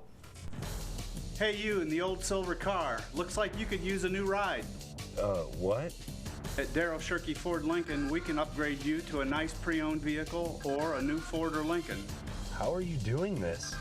We have a huge selection of vehicles, and with our aggressive pricing policy, we make them very affordable. This is pretty aggressive. I don't think a billboard's ever tried to sell me a car before. Come and see why we are the fastest growing dealership in Northwest Ohio. Hey, you in the white pickup. Newcomer Schaefer, Spangler, and Breininger is a great group of experts with a common goal: to serve the legal needs of this area with the greatest degree of integrity and excellence. Along with that, they respect and support the athletes in tonight's game for their determination and teamwork. An attorney's relationship with their client is like the one between a coach and their player, a position of trust. Newcomer Schaefer, Spangler, and Breininger are proud supporters of all the athletes and wish them continued success always. Bryan Municipal Utilities has an electric wavy feeling. We're celebrating Public Power Week. Join us on Thursday, October 6th from 4 to 6:30 at the Bryan Solar Field, located just west of Bryan on State Route 34, to get a little sunshine in your pocket. See the solar arrays up close and learn how sunlight is converted into electricity. There will be activities for kids, plus free hot dogs, popcorn, and refreshments. Come help us celebrate reliable, local power on October 6th at the Bryan Solar Field. Back out at Golden Bears Stadium, Chris Malenga and Jim Funderburg. And Jim, the Bears down 12-0. Yeah. But at homecoming, we had the 8th grade band, we had the alumni band. There's a lot of music at the half. Had all kinds of things going on at the halftime, and now it's time for the Bears to get down to business and take care of business here. They had 3 really solid drives at the end of that first half.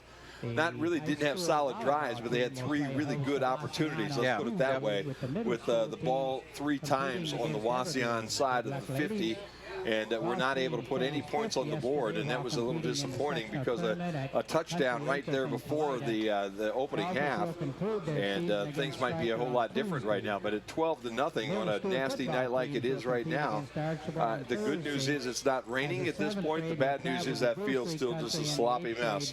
Yeah, and it really will be interesting to see what the Bears do here, as the first drive, because Wauseon will be getting the football, and whether Wauseon just marches it down and goes, or whether the Bears are able to stop them, that'll kind of set the tone for the second half, I would think. Big key for the Bears to be able to get away from this opening drive without allowing Wauseon to go down and put any more points on the board, because on a night like tonight, points are at a premium.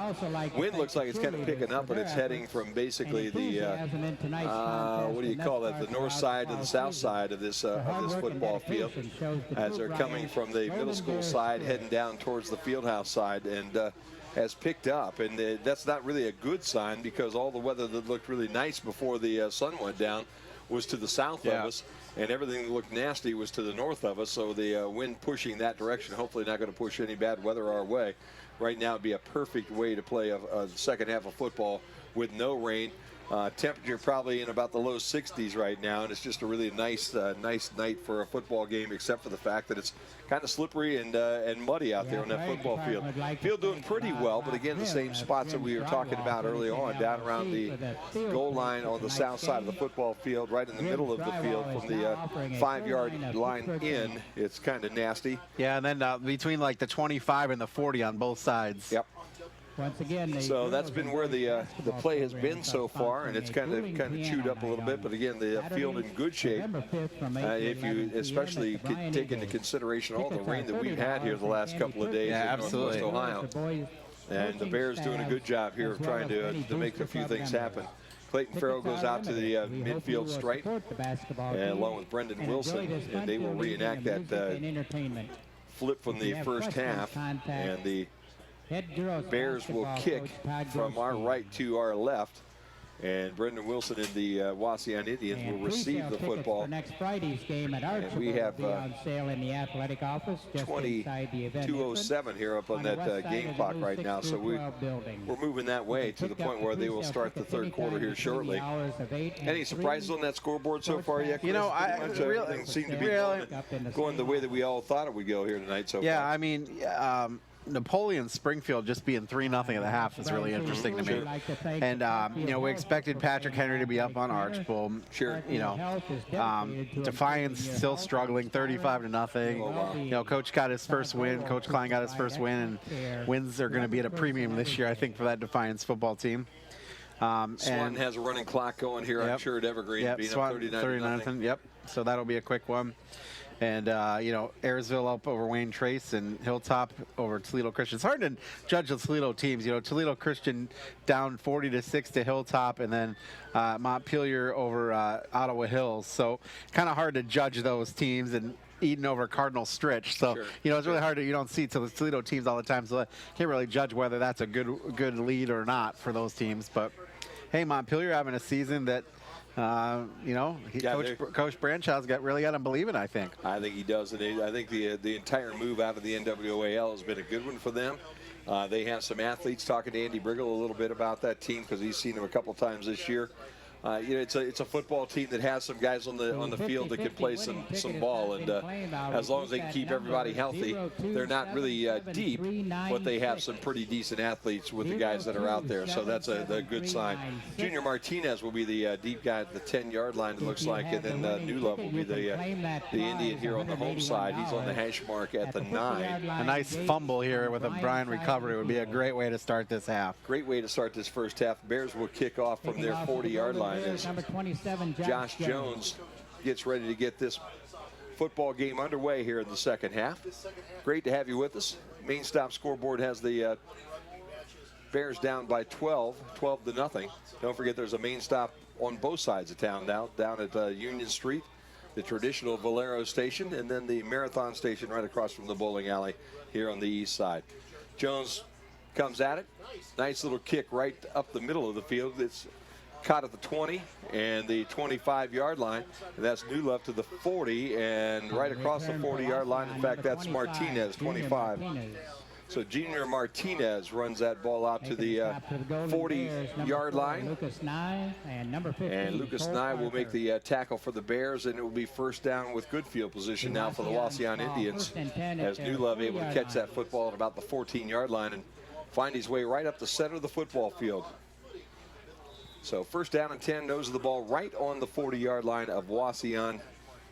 And Wilson again will go into that shotgun look with a running back on his left and his right just in front of him. Now he moves that top back towards the left. That's Buter in motion, and they will roll Wilson up to the visitor's side on the left side. Nye in the backfield chases him down and drops him for a loss of about 3. Lucas Nye blitzed from the top of the football field, and he just chased Brandon Wilson down, and a good job by the Bears on the top side of that screen to be able to slow things down and allow Nye to track it down.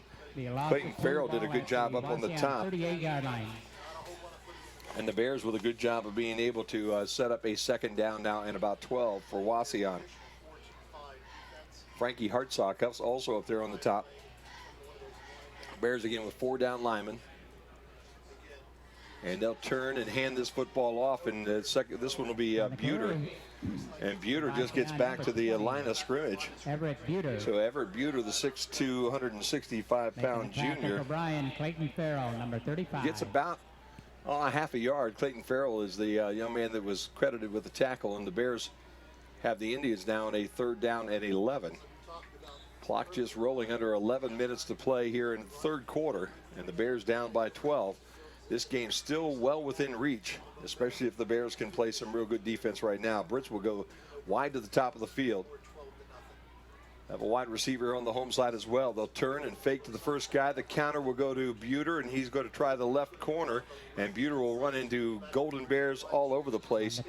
Sam Culler, one of the guys that makes the tackle on Buter as he gets back to the line of scrimmage, and Culler makes the tackle for a no gain 3rd down carry, and that'll be a 4th down. Well, they'll give him actually 2 where they're going to place it, so it'll be 4th down and 9. Got back to the original line of scrimmage.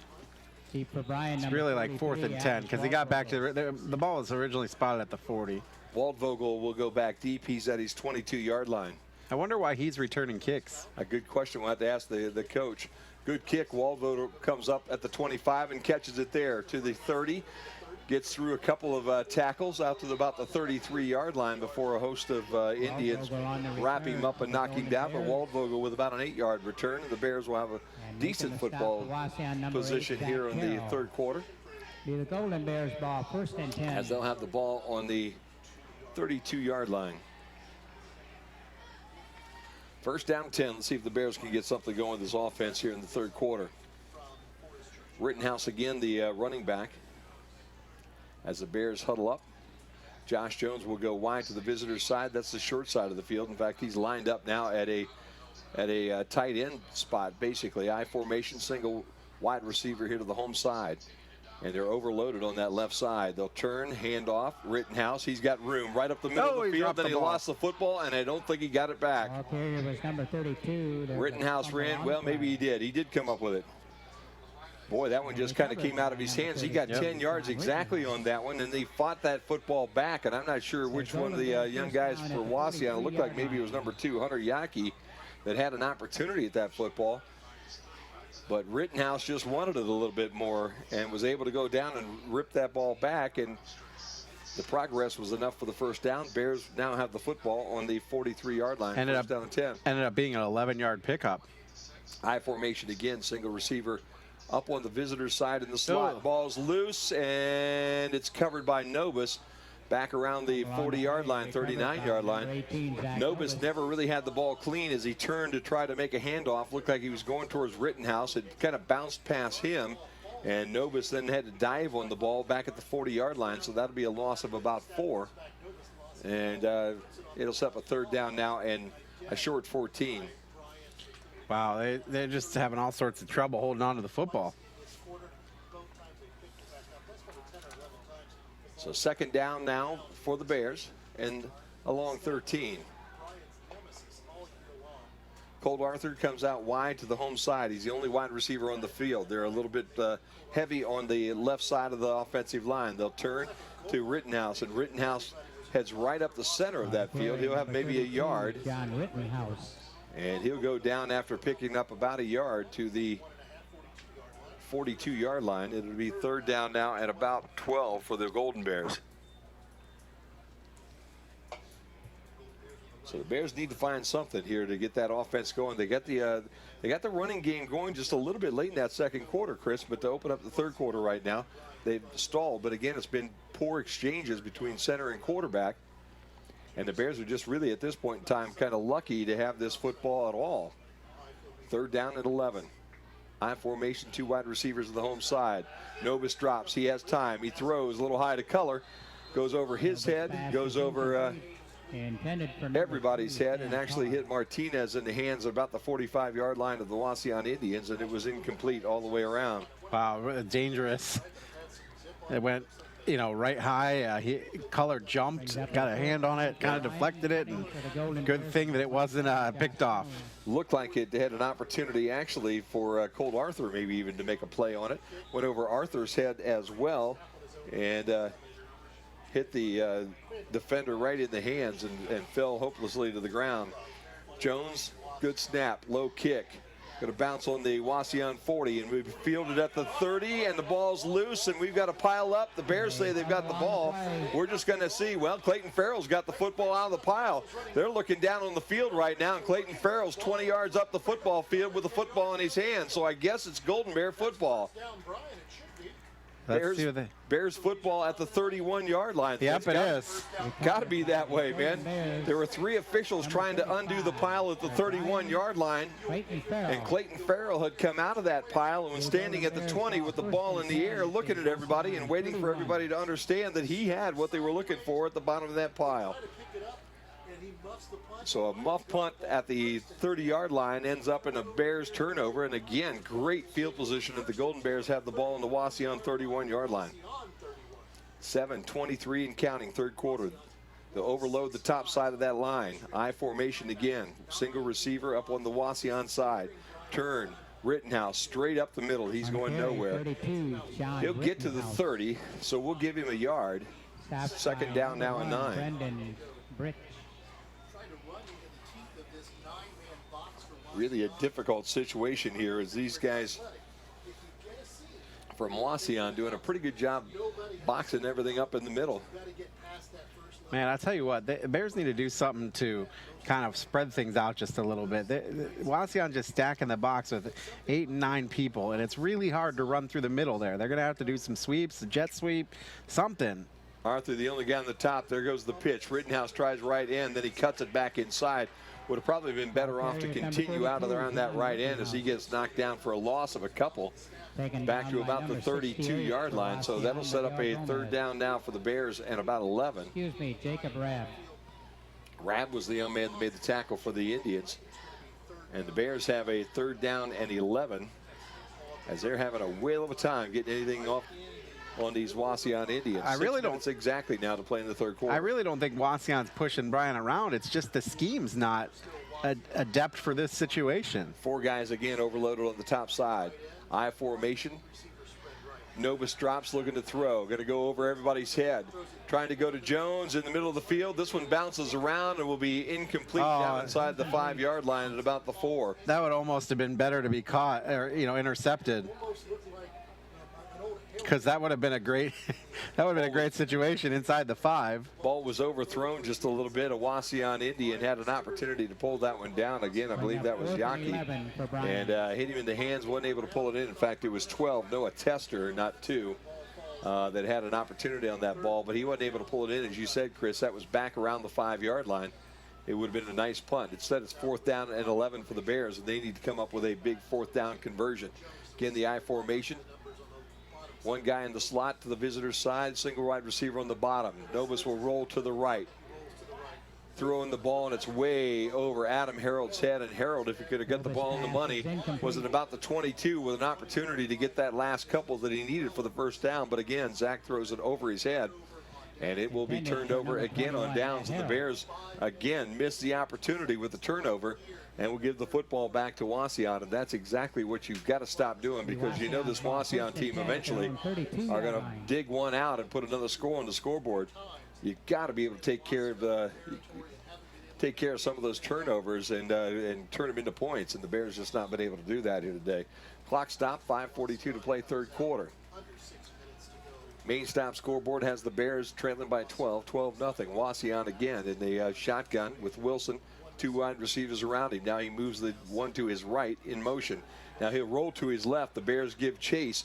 He'll go around the end, step out of a tackle, and he'll be close to the 35-yard line. Give him about 3. Wilson with a nice job. Devontae Royster up on top along with Mason Oliphant to make the tackle for the Golden Bears. Give him about 3 yards on that run. Looked like he was going to have a little bit more than that as he took off on that sweep up around the visitor's sideline. But the Bears chased it down pretty well. Second down at about 7. We're under 5 minutes. This game is moving extremely quickly, Chris, because of all the running plays that we have. And again, single receiver to the top, single receiver to the bottom, 2 running backs standing in the backfield, and they'll turn and hand it to Buter. Buter will try to go around left sideline, and he'll get about 2 before he runs into Miller. And Miller and Farrell wrap him up after a couple. They'll knock him down at the 38-yard line, and it'll set up a third down at about 5 now for the Wauseon Indians.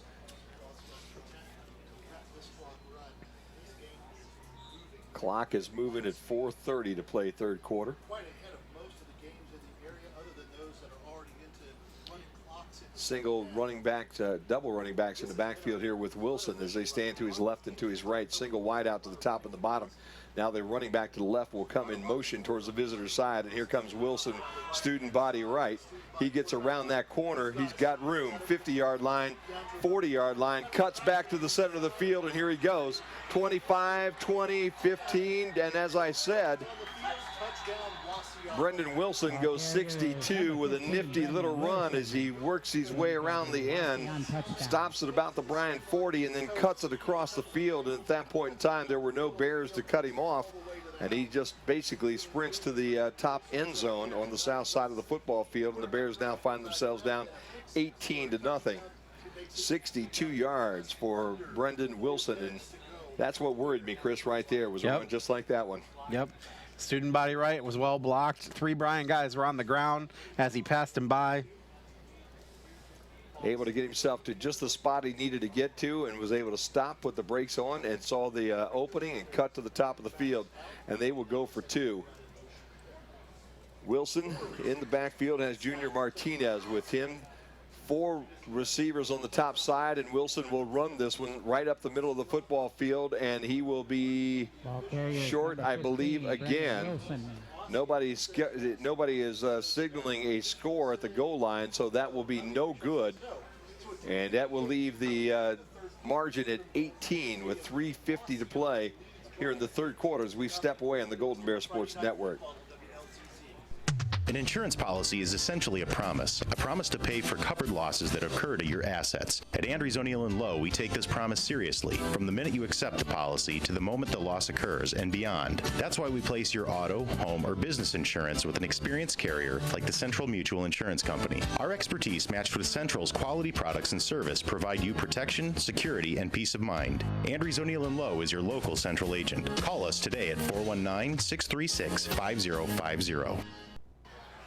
Back out at Golden Bear Stadium, Chris and Jim. And Jim, that was not pretty. Yeah, pretty impressive little run if you're a Wauseon fan. I'll tell you, Brendan Wilson just taking really over where all these quarterbacks have left off for Wauseon and Coach Cooper here the last several years. He's been very blessed to be able to grab some of these young guys just like this young man and be able to see their talent and then mold that talent. And this young guy is explosive. Really, it's been the Brendan Wilson show tonight. Against Bryan. Nobody else has had much of an evening here wearing a white jersey and a red set of pants with a red helmet here this evening, but Brendan Wilson has done all the damage, and that's all he needs as the Bears find themselves down 18-0 here with 3:58 to play in the third quarter. BH now up 27-7. Jones and Color will drop deep. They're back around the 15-yard line. Kick will go to Color, and Color has room across the middle of the field to the 40 to the 43-yard line. Scooped it up down around the 20, brings it out about 21, 22 yards, and the Sam Color with a nice return, and the Bears will have again good field position if they can just find a way to get this offense on track tonight. Ball actually almost to the 43-yard line now, so Color with a nice return, and the Bears with some good field position again. Let's see if they can get some offense tracking here. It's actually Farrell at fullback now with Rittenhouse at the running back spot. Single receiver here on the home side, and they'll go bulked up on the left side. They'll turn to Rittenhouse. He's got room in the middle. Picks his way across the 50. Back inside the 45 and down to the Wauseon 41 goes John Rittenhouse. First down, picks up about 15 on that run. And again, the patience, Chris, that you've talked about a couple of times tonight with Rittenhouse, he showed it right there. Just like Brendan Wilson, on a field like this one tonight, it's not how fast you can cut. It's really setting up those cuts oftentimes, and he did a great job there. Yeah, and how not how fast you can cut, but how well you can cut and how well you can make the players miss. 41-yard line of Wauseon. Bears with it first down and 10. I formation with the single wide receiver on the visitor side, which is the short side. They'll turn and hand to Rittenhouse again, right up the center. He has room again. He's at the 30, at the 25, and wrestled down at the 15-yard line. The Bears have something going here again on the little delay right up the middle. Everett Buter, the young man that really made the tackle, along with Owen Newlove. And if he could have gotten past those two guys, it was 6 for the Bears, but instead it's first down. 16-yard line. 25-yard pickup there. Damon Belts back in at fullback. Bears again with that single wide receiver. Colt Arthur here on the short side, which is the home side of the field. They've got an extra lineman on the left-hand side. They'll give it to Rittenhouse, and they'll run up the other way. Rittenhouse on his feet inside the 10, down to the 9, almost the 8. And just like that, the Bears inside the 10-yard line. Second down now and about 3 for the Golden Bears for a first down. Rittenhouse comes out.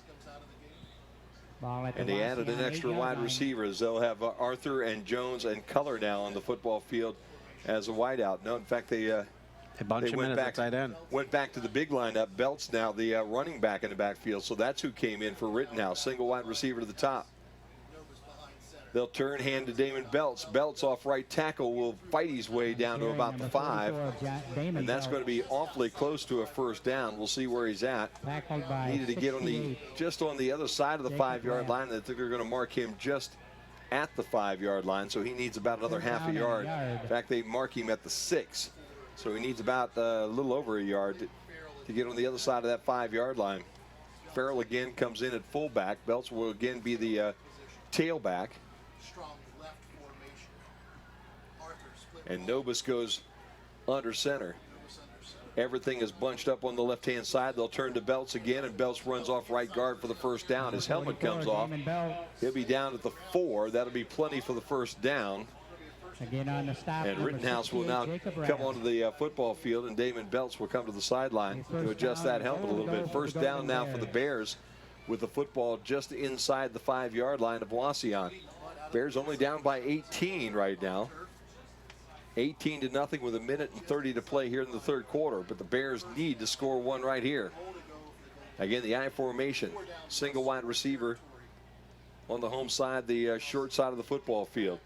Nobis under center, turns, hands the ball to Rittenhouse. Rittenhouse tries the left side, and he has his legs taken out from underneath of him at the 4-yard line. That was Brendan Wilson again.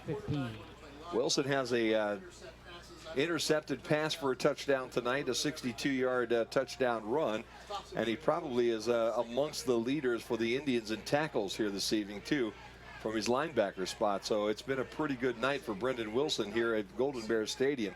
Under a minute to play, the clock is moving. Now the Bears go to that power look with the 2 fullbacks up front, and Rittenhouse in that eye. They'll turn to Farrell, and Farrell driving close to the 1, close to the goal line. I think it'll be just a little bit short, but it's going to be very close for the Golden Bears as they'll move that ball down inside.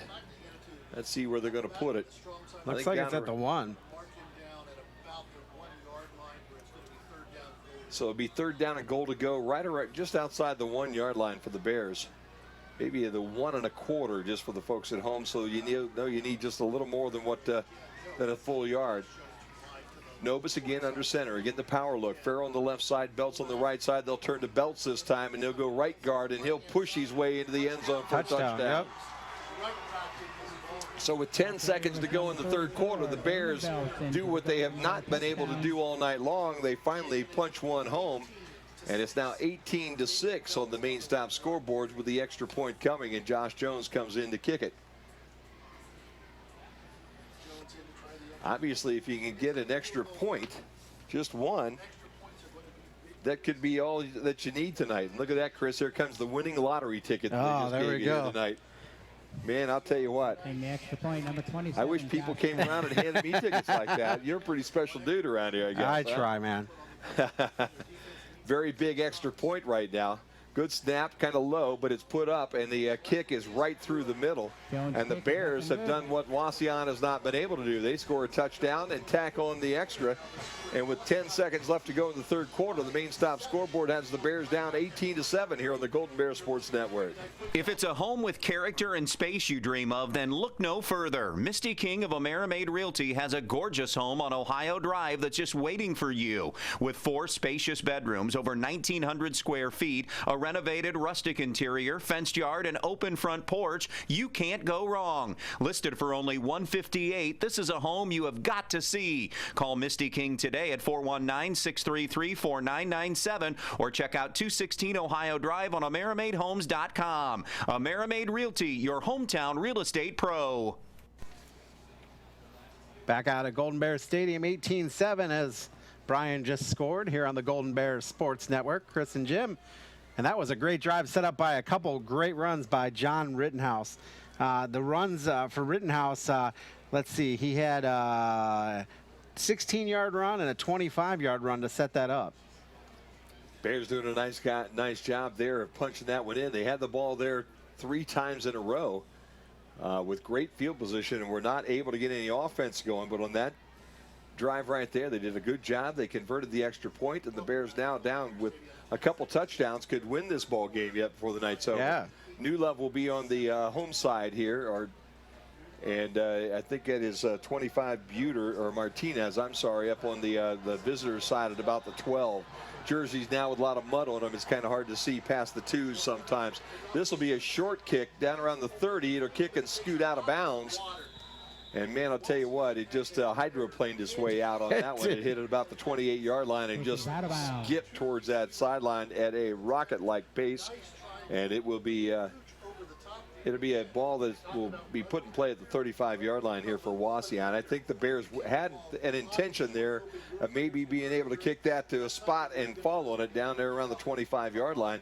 But instead of just hitting and stopping like you kind of thought it would and stick tonight, it just skipped right across that football field. Ball 1st and 10 at their own 35-yard line. So Wauseon has the ball on the 35-yard line. 10 seconds left to go in the third quarter, so time for one play pretty much. We'll update you on scores at the quarter break, Jim. See if the Bears can do a good job right now to get these Indians off the football field again. Wilson again in the middle of a couple of running backs.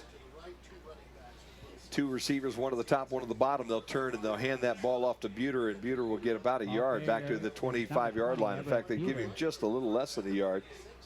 Or Martinez, I'm sorry, 25. Number 38, Mason Oliphant. Oliphant makes the tackle. Martinez gets a yard. That brings the third quarter to an end, and we'll step away. Main Stop Scoreboard has the Bears down 18-7 here on the Golden Bear Sports Network. Looking for career opportunities? They're closer than you think. Northwest State has more than 70 degree and certificate programs, so you can start on the path to a rewarding career or take your existing skills to a whole new level. Your future is knocking. What are you waiting for? Opportunities await at Northwest State Community College. Find out more at northweststate.edu. Things are starting to settle down here at Bryan Ford Lincoln. After the fire, we had to rearrange everything. We brought in new offices for our staff. We reorganized our inventory to accommodate our new layout. Things are starting to feel a little more like home. Morning, Jeff. Maybe a little too comfortable. Bryan Ford Lincoln, great deals, great people, great experiences. Back out at Golden Bears Stadium, 18-7. The Bears trail as we start the fourth quarter of play. I'm Chris Malangi. He's Jim Funderburg with the play-by-play. We flipped the ends right now, and the Indians now be going right to left here on your radio. And they will have on the top Junior Martinez, and then Everett Buter will be to the left as Martinez now goes in motion and heads towards the home side. They'll turn and fake the ball to Buter and then throw the ball back to Martinez in the flat at about the 38-yard line. He'll get up to about the 39. So give Martinez almost 5 on that catch. Number 10, Nate Miller. That was a good call right there. I like that call by Wauseon. They send Martinez, who was lined up on the right side, in motion towards the left side. They're only going to fake the ball to Buter, heading back up that right side, and then turn and throw it back to the other side of the field. And you're right, Chris, a nice, about a 5-yard pickup there. Yep. Clock at 11:23 and running in the fourth quarter, and that's the most important thing here tonight. As that clock has just been ticking away because both teams running primarily here all night long. Brandon Bridge will be the wide receiver here on the home side all by himself. They've got one at the top, and then there's 2 running backs, and they'll send one of them in motion.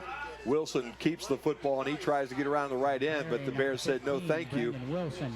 And I believe that was Oliphant that might have. Play for the Golden Bears, number 38, Mason Oliphant. I thought it was Oliphant that got in there and made the shoestring tackle in the backfield, not allowing Wilson to get around the end, and that will set up 4th down now at about 6. And the Bears are about ready to get this ball back again. Officials missed a really blatant chop block right there, too. Alex Waldvogel will drop back to his 25 again. Gray will kick. Good snap, good kick. And it's a short kick. Actually came off the side of his foot, just gets across the 50-yard line and drops dead at about the 47. So the Bears with excellent position there, as that was about a 15-yard kick when you net everything out. And the Bears will have the football, trailing 18-7 with 10:20 to play here in the ball game, and the ball on their 47-yard line, first down and 10. Again, both teams with all timeouts, all 3 timeouts here as we head into this fourth quarter. But with the clock at 10:20 right now, and there won't be a number of possessions for either one of these teams if this fourth quarter is played the way that the other 3 have been played. Yep. But 2's all you need right now, 2 scores, and this one could be a W for the homecoming crowd. Again, the I formation in the backfield. Single wide receiver on the home side. They'll turn and give the ball to Rittenhouse, and he'll go straight up the middle again, and he'll push his way close to the midfield stripe. Give him a couple on that. They'll say they mark him really at about the 49.5. And it'll be second down at about 8. We'll be heading next week to Archbald, and the week after that to Delta to do a couple of road games. But tonight we'd love to get a victory here for the homecoming crowd as the Bears overload the left-hand side. Receiver to the top on the visitor side. I formation. They'll turn to Rittenhouse again, and he'll come straight up the gut again. He'll be into Wauseon territory, but just by about a yard, and it'll set up a third down now at about a 7 for the Golden Bears. Shima made the tackle, and he's been all over the place. Damon Belts comes off to the sideline. They bring Clayton Farrell back in. Brandon Farrell actually out for the year with a leg injury. Won't be playing anymore this year, according to the coach. And it's just one of those fluke things, unfortunately. Yep. Colt Arthur will go out wide to the short side, which is the visitor side of the field. I formation to the Bears, and they've got everything overloaded up on that visitor sideline. Nobis drops, going to throw it right down the middle to Jones. Almost caught, almost intercepted, and then it just drops to the ground. Wow. Good job there by 24 Owen Newlove with the coverage. That one looked like Jones had a shot at it. Looks like Newlove had a shot at it. And the next thing you know, the ball was laying in the soggy, muddy field down around the Wauseon 30-yard line. That makes Nobis 1 of 11 for passing with 10 yards and an interception. Tough night to throw the football. Yes, but, it is. You know, again, that one was about as close to being a completion of some of the passes that he's had. He's had a few that have been really wild, but that one was there, just didn't get caught. Again, an I formation for the Bears. Single wide receiver here on the home side in the slot. Nobis under center. Turns. Fakes the pitch, and he'll bootleg out the left side. He makes one guy miss, and he'll up the Wauseon sideline. He's got the first down, and I'll tell you, maybe a late hit, but no call. And in fact, where they're going to mark this thing is going to be very close. Whether he got that the yardage that he needs, Nobis went down, and he didn't. Wow. Oh, my goodness. Zach Nobis kind of went down. It looked like he had enough from back up here, but it was close. But the official said that his knee hit, I think, before he really leaned that football forward, because he went down on his knees.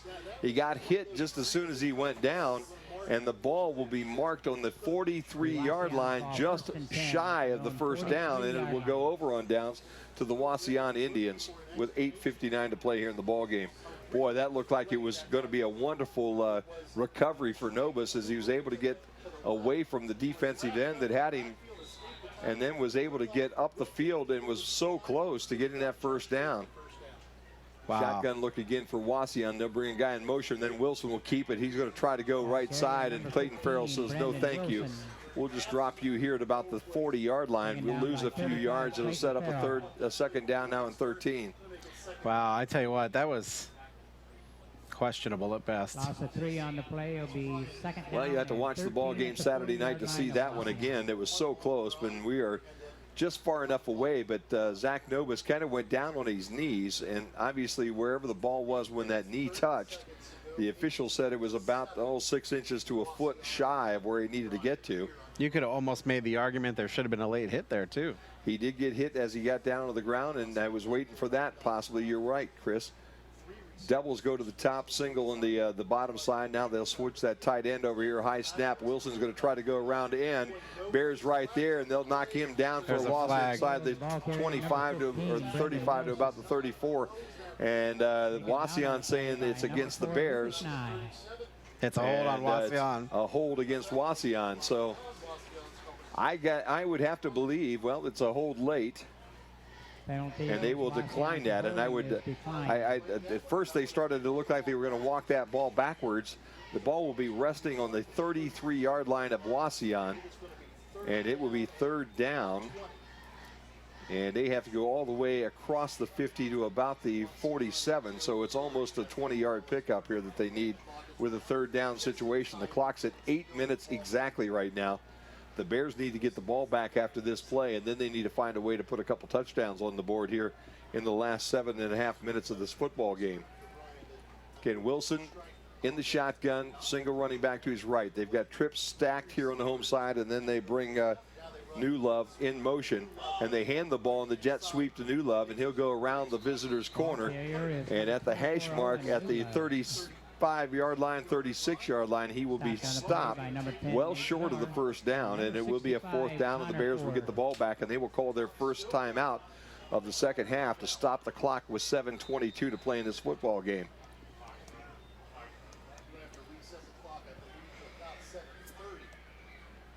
So the Bears come to the sideline. They're going to talk a few things over. Any updates around the area, Chris? We'll just keep that here for a minute. Yep, let me do some refreshing here. Edgerton's on the board now, and they trailed Sonora 14-7 in the fourth quarter. OG over Defiance 41-6 fourth quarter. Elida over Van Wert 43-0 third quarter.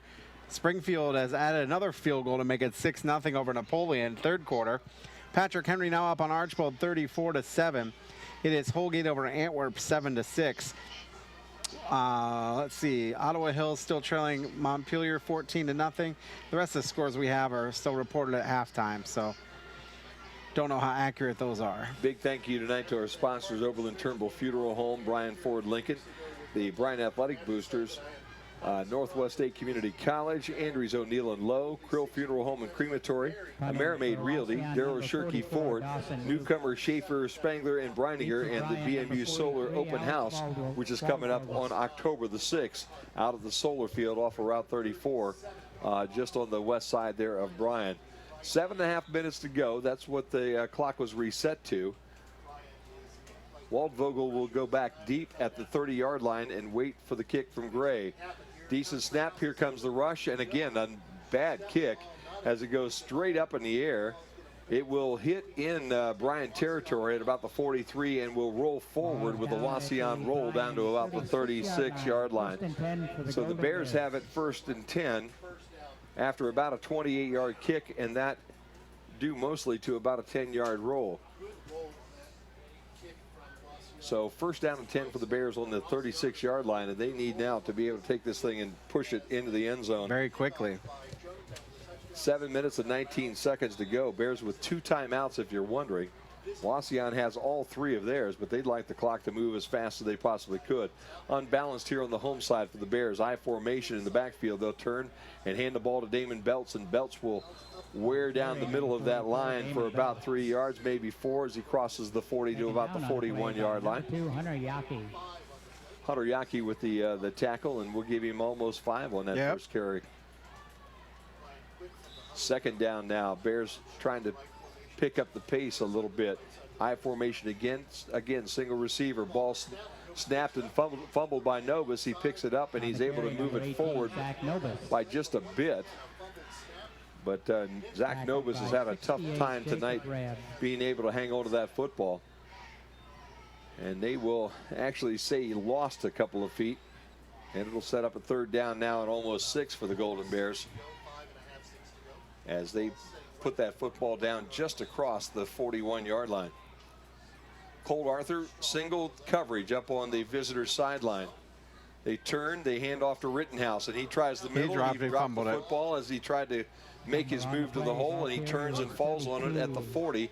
And the Bears having some dropsy here in this exchange. And I'll tell you what, with 6 minutes to go, I don't think you can afford to kick this one away. No, I don't think so. 4th down now and about 7 for the Bears. Novus comes over and talks to Coach Redhead, and then heads back into the huddle. 40-yard line. 5:54. The clock is moving here at Golden Bear Stadium.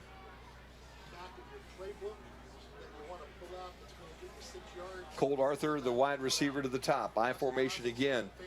They'll overload the left side, and they'll throw Arthur the ball on the post pattern coming across the slant there in the middle, and the ball's thrown behind him. And it will go over on downs at the 41-yard line of Bryan. And Arthur was open. The ball just thrown behind him. I think he got tipped. Jim, at the line. And the ball will go back over to the Wauseon Indians there at the 40-yard line. Clock will stop at 5:37. And the Bears again having a hard time tonight. Well, obviously the coaches got together a couple of months ago and they said these Indians were the guys to beat in this conference this year. And they're looking pretty tough here tonight. Dawson Roop will go wide to the top on the visitor side. New Love in the slot on the visitor side. They'll hand the ball off to Martinez, and Junior Martinez gets basically back to the line of scrimmage and no more. Damon Belts on the stop. And that was Damon Belts that put the lick. And I believe also Lucas Nye. Tell you what, the Bears haven't been playing terribly defensively. They gave up a couple big plays. It's been except for you've got an interception for a touchdown. Yep. So there's a touchdown. And you have the 162-yard run there for Brendan Wilson. And past that, really, it's a 7-6 ball game with the Bears on top if they could have stopped those two big plays. Wauseon, high snap, goes over Wilson's head, and he'll fall on it back in Golden Bear territory across the 50 at about the 47-yard line. And then we have a late flag, and I think we've got a couple of guys tussling back around the 45-yard line of Bryan, and I'm afraid it's going to go against the Bears. So instead of the football being all the way back at the 48-yard line of Wauseon, let's see what the call is. Personal foul, dead ball against Bryan.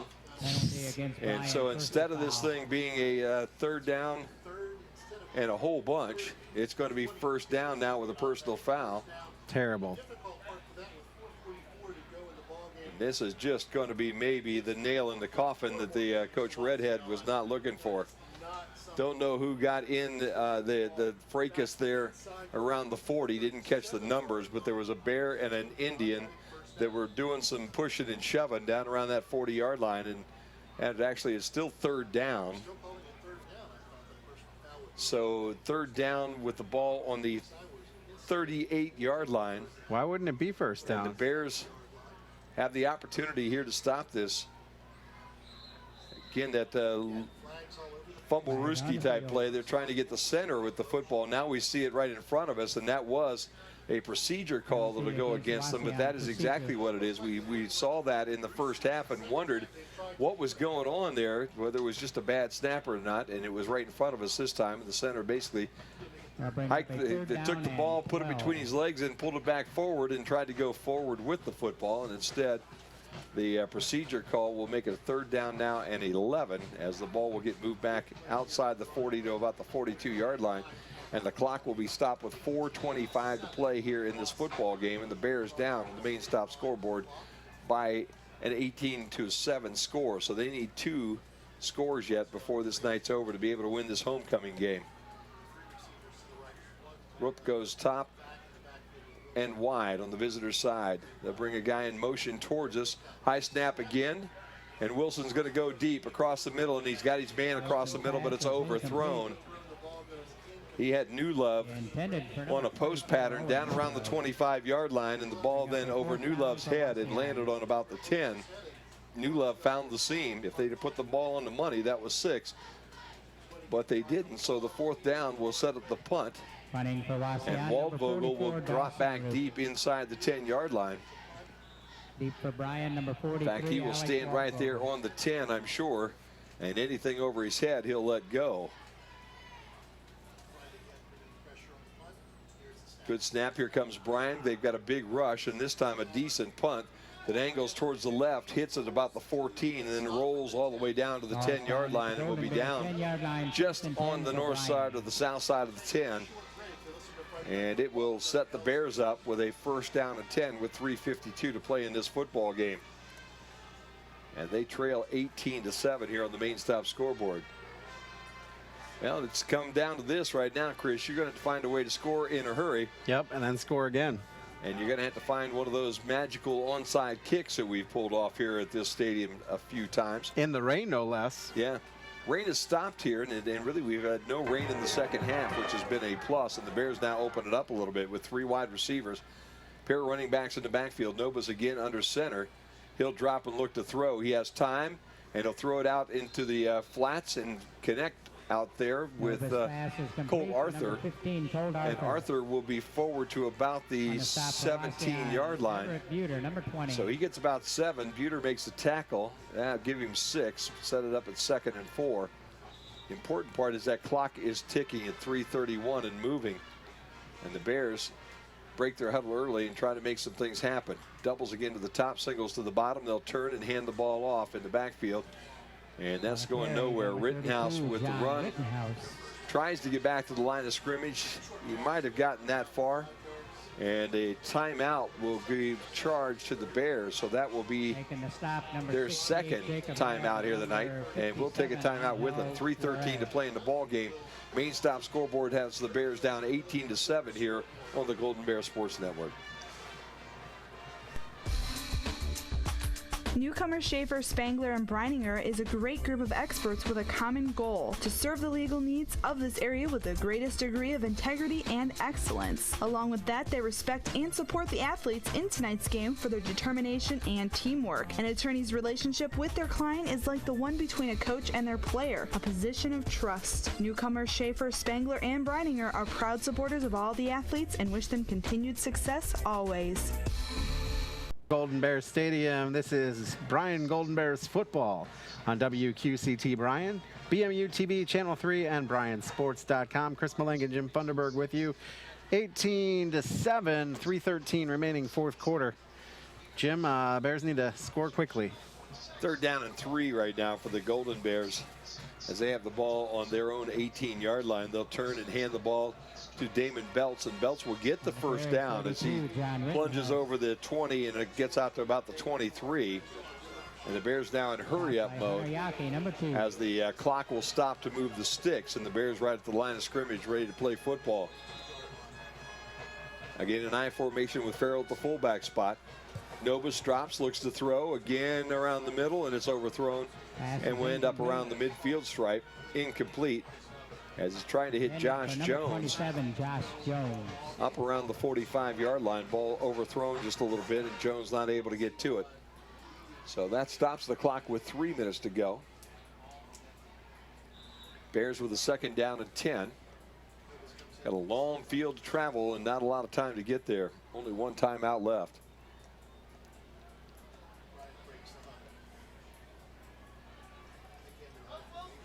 Farrell again at the fullback spot. Rittenhouse now the running back in the backfield. Doubles here to the home side, the single receiver to the top, and they turn and hand her.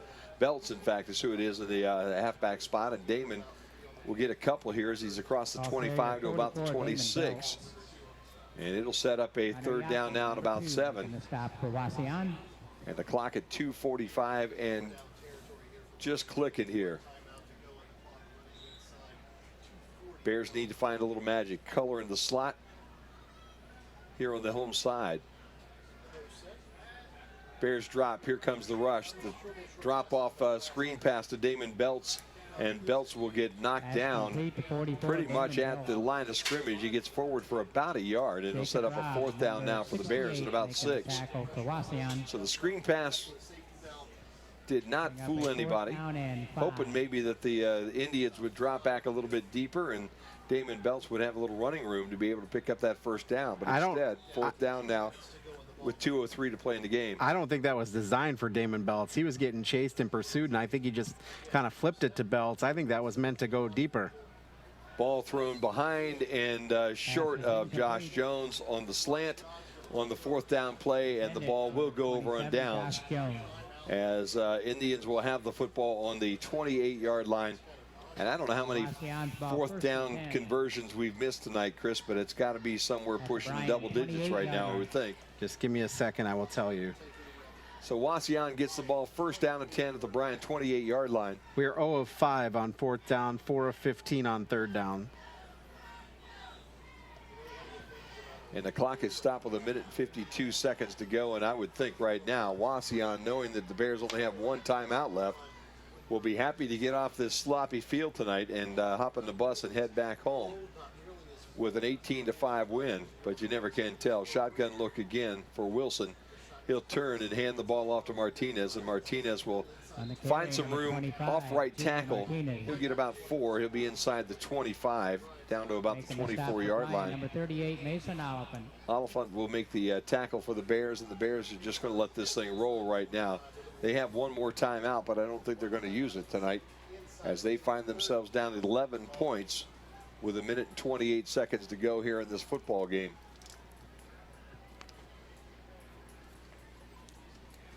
And the play clocks are off on both ends. I'm not sure if they've been that way all night, Chris. I just noticed, look down to I haven't noticed. haven't noticed them all night long. Wilson again, high snap, turns, hands the football off.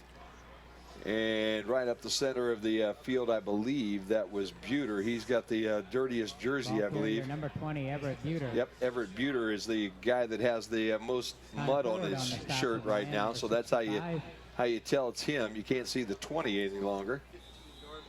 And the ball will be spotted at the 16-yard line. It will be first down and 10 for Wauseon. We're under a minute to go, and you have to believe that we're going to go into victory mode right here, and that's exactly where the Indians are. Snap, and Wilson takes a knee at about the 17. Clock is moving with 44 seconds to go. And Wauseon probably will have to do that one more time before this game is over tonight.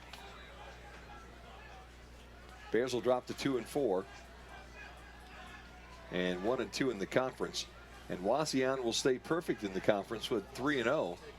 And they'll take that last knee, and that should do it. We're down under 20 seconds to play. Both teams heading towards the sideline. That's going to put a wrap on this one tonight.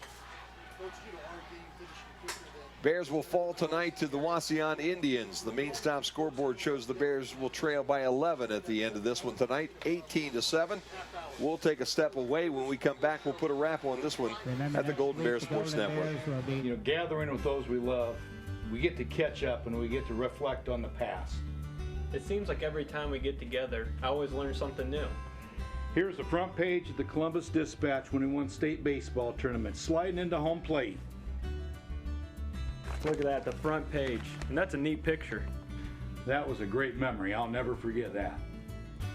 At Oberlin Turnbull Funeral Home, we understand that there are special memories that need to be remembered and shared. They say there is strength in numbers. In Bryan, we have always taken pride in supporting our Golden Bear student athletes in all of their sporting endeavors. The Bryan Athletic Boosters now have a chance for you to get into the game.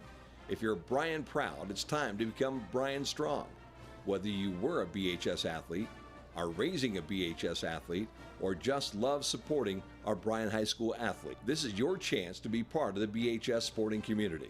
Talk to any board member today on how easy it is to join, or contact us at 419-636-4536. Things are starting to settle down here at Bryan Ford Lincoln. After the fire, we had to rearrange everything. We brought in new offices for our staff. We reorganized our inventory to accommodate our new layout. Things are starting to feel a little more like home. Morning, Chip. Maybe a little too comfortable. Bryan Ford Lincoln, great deals, great people, great experiences. Looking for career opportunities? They're closer than you think. Northwest State has more than 70 degree and certificate programs, so you can start on the path to a rewarding career or take your existing skills to a whole new level. Your future is knocking. What are you waiting for? Opportunities await at Northwest State Community College. Find out more at northweststate.edu.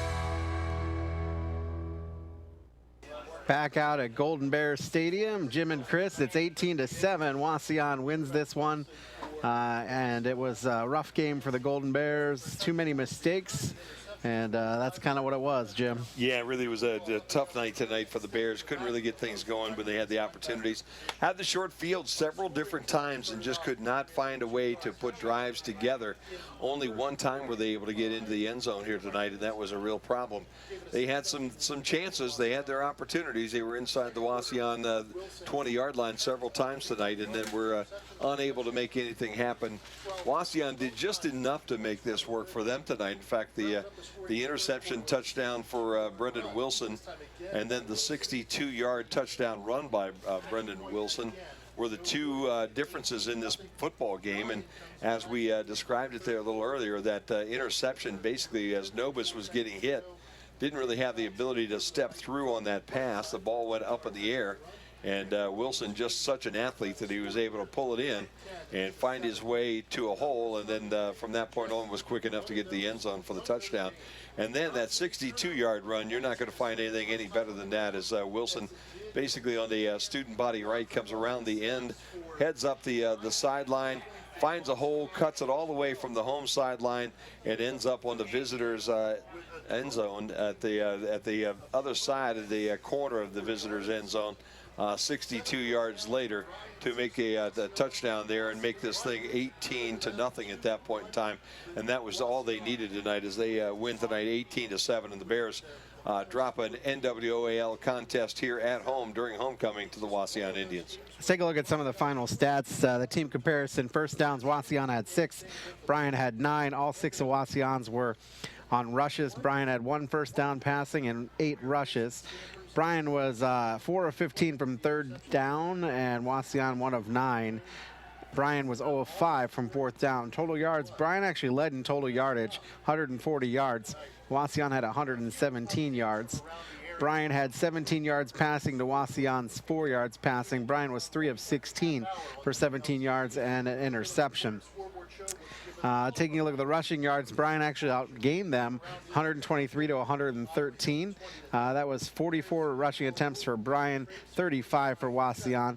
Bryan was penalized 2 times for 20 yards. Wauseon 5 penalties for 50 yards. And let's see what else we got. Bryan fumbled the ball 3 times, actual fumbles, and recovered all 3. There were a lot of little dropsies here and there. Wauseon fumbled 3 times and lost the ball twice. And the interception, Bryan threw 1 interception. Time of possession, 1941 for Wauseon, 28:01 for Bryan. And each team punted. Wauseon 7 times, Bryan punted 4 times. Taking a look at some individual statistics. Brendan Wilson, 1 of 4 for 4 yards passing. Zach Nobis, 3 of 16 for 17 yards passing. His long pass was 10 yards, and he has 1 interception. Hunter Yackey, 1 carry for 1 yard. Brendan Wilson, 15 carries for 100 yards. Everett Buter, 19 carries for 17 yards. Junior Martinez, 6 carries for 10 yards. Zach Nobis rushing 5 attempts, 8 yards. John Rittenhouse, 27 attempts for 110 yards. His long was 25. Clayton Farrell, 2 attempts for 6 yards. Damon Belts, 8 rushes for 19 yards and a touchdown. Cole Arthur caught 2 balls for 16 yards. Damon Belts 1 catch, for 5 yards. Junior Martinez on the other side for Wauseon, 1 yard. Let's take a look at the scoring plays. Wauseon opened things up with 7:41 in the first quarter as Wilson gave to Yackey from the 1, and the touchdown was good. The extra point was no good. Next time was second quarter, 9 minutes and 20 seconds less. Zach Nobis throws the ball. It's an interception. Brendan Wilson takes it from the 48. It's a pick 6, and the point after is no good. In the third quarter, Wilson runs the ball 62 yards for the touchdown to make it 18-0. Bryan's lone touchdown happened when Zach Nobis handed the ball off at the 1 yard line. Belts rushed to the end zone for the touchdown, and the Bears made the extra point to make 18-7, and that's the way it stood. That last drive, though, Jim, was led by some really nice John Rittenhouse runs to set up that score. Well, the Bears had their moments. They had their opportunities tonight. They just couldn't turn them into points this evening on a very sloppy field tonight here at Golden Bear Stadium, and it's just kind of the way that it was. Bears not able to come up with enough points. They fall 18-7 here on the main stop scoreboard this evening. Did you catch all the scores in, or do you want to update? Yep, let's update some scores. Holgate over Antwerp 7-6. It's Hilltop over Toledo Christian 40-12. Eden over Cardinal Stritch 42-12. Those are all third quarter scores. Ayersville over Wayne Trace 42-7. Patrick Henry ended up beating Archbold 34-7. Liberty Center blank Delta 41-0. Swanton big time over Evergreen 51-0. Montpelier beats Ottawa Hills 20-0. Tenora over Edgerton 14-7. Springfield came on late, scoring 14 unanswered points to make it 20-0. They were up 6-0 early on. Ottawa Glandorf 41-6 over Defiance. Elida 43-0 over Van Wert. Want to thank our broadcast crew, our director Eric Herman, our production assistant Chris Bryce, cameras Aaron Gilbert, Danny Humberger, our commentators, me, myself, Chris Malenga, Jim Funderburg. Want to say a special thank you to Mook Roofer and Teresa Kuzma of the BHS Athletic Department. And of course, you can order your DVD of this or any other game by calling 419-633-6137. You can visit us on the web, as always, at cityofbryan.com and bryansports.com. And you want to give those sponsors one last time before we get out of here? Sure, man. A big thank you to Oberlin Turnbull Funeral Home, Bryan Ford Lincoln, the Bryan Athletic Boosters, the Northwest State Community College, Andrews O'Neill and Lowe, Krill Funeral Home and Crematory, Amerimaid Realty, Darryl Shirkey Ford, newcomer Schaefer, Spangler, and Breininger, and the BMU Solar Field Open House that's coming up on October the 6th. And also a big thank you to the main stops of Northwest Ohio, main stops on both ends of town nowadays. Bears fall tonight on the main stop scoreboard 18-7. We will be back again with you next Friday night, 6:30 over in Archbold, as we will keep things going here tonight, and then go to Delta the week after that. So we'll go on the road with the Bears here the next 2 weeks before we come home for week number 9 and 10. Week number 9 will be a ball game against the Patrick Henry Patriots, and then we'll end the season up with the Liberty Center Tigers coming to town for week number 10. And before you know it, it'll all be over, as we've already played 6 here, and the Bears now fall to 2-4 on the football season and 1-2 in the NWOAL. So for Chris Malenga, I'm Jim Funderburg. We'll talk to you next week from Archbold. Till then, everybody have a great weekend and a great week.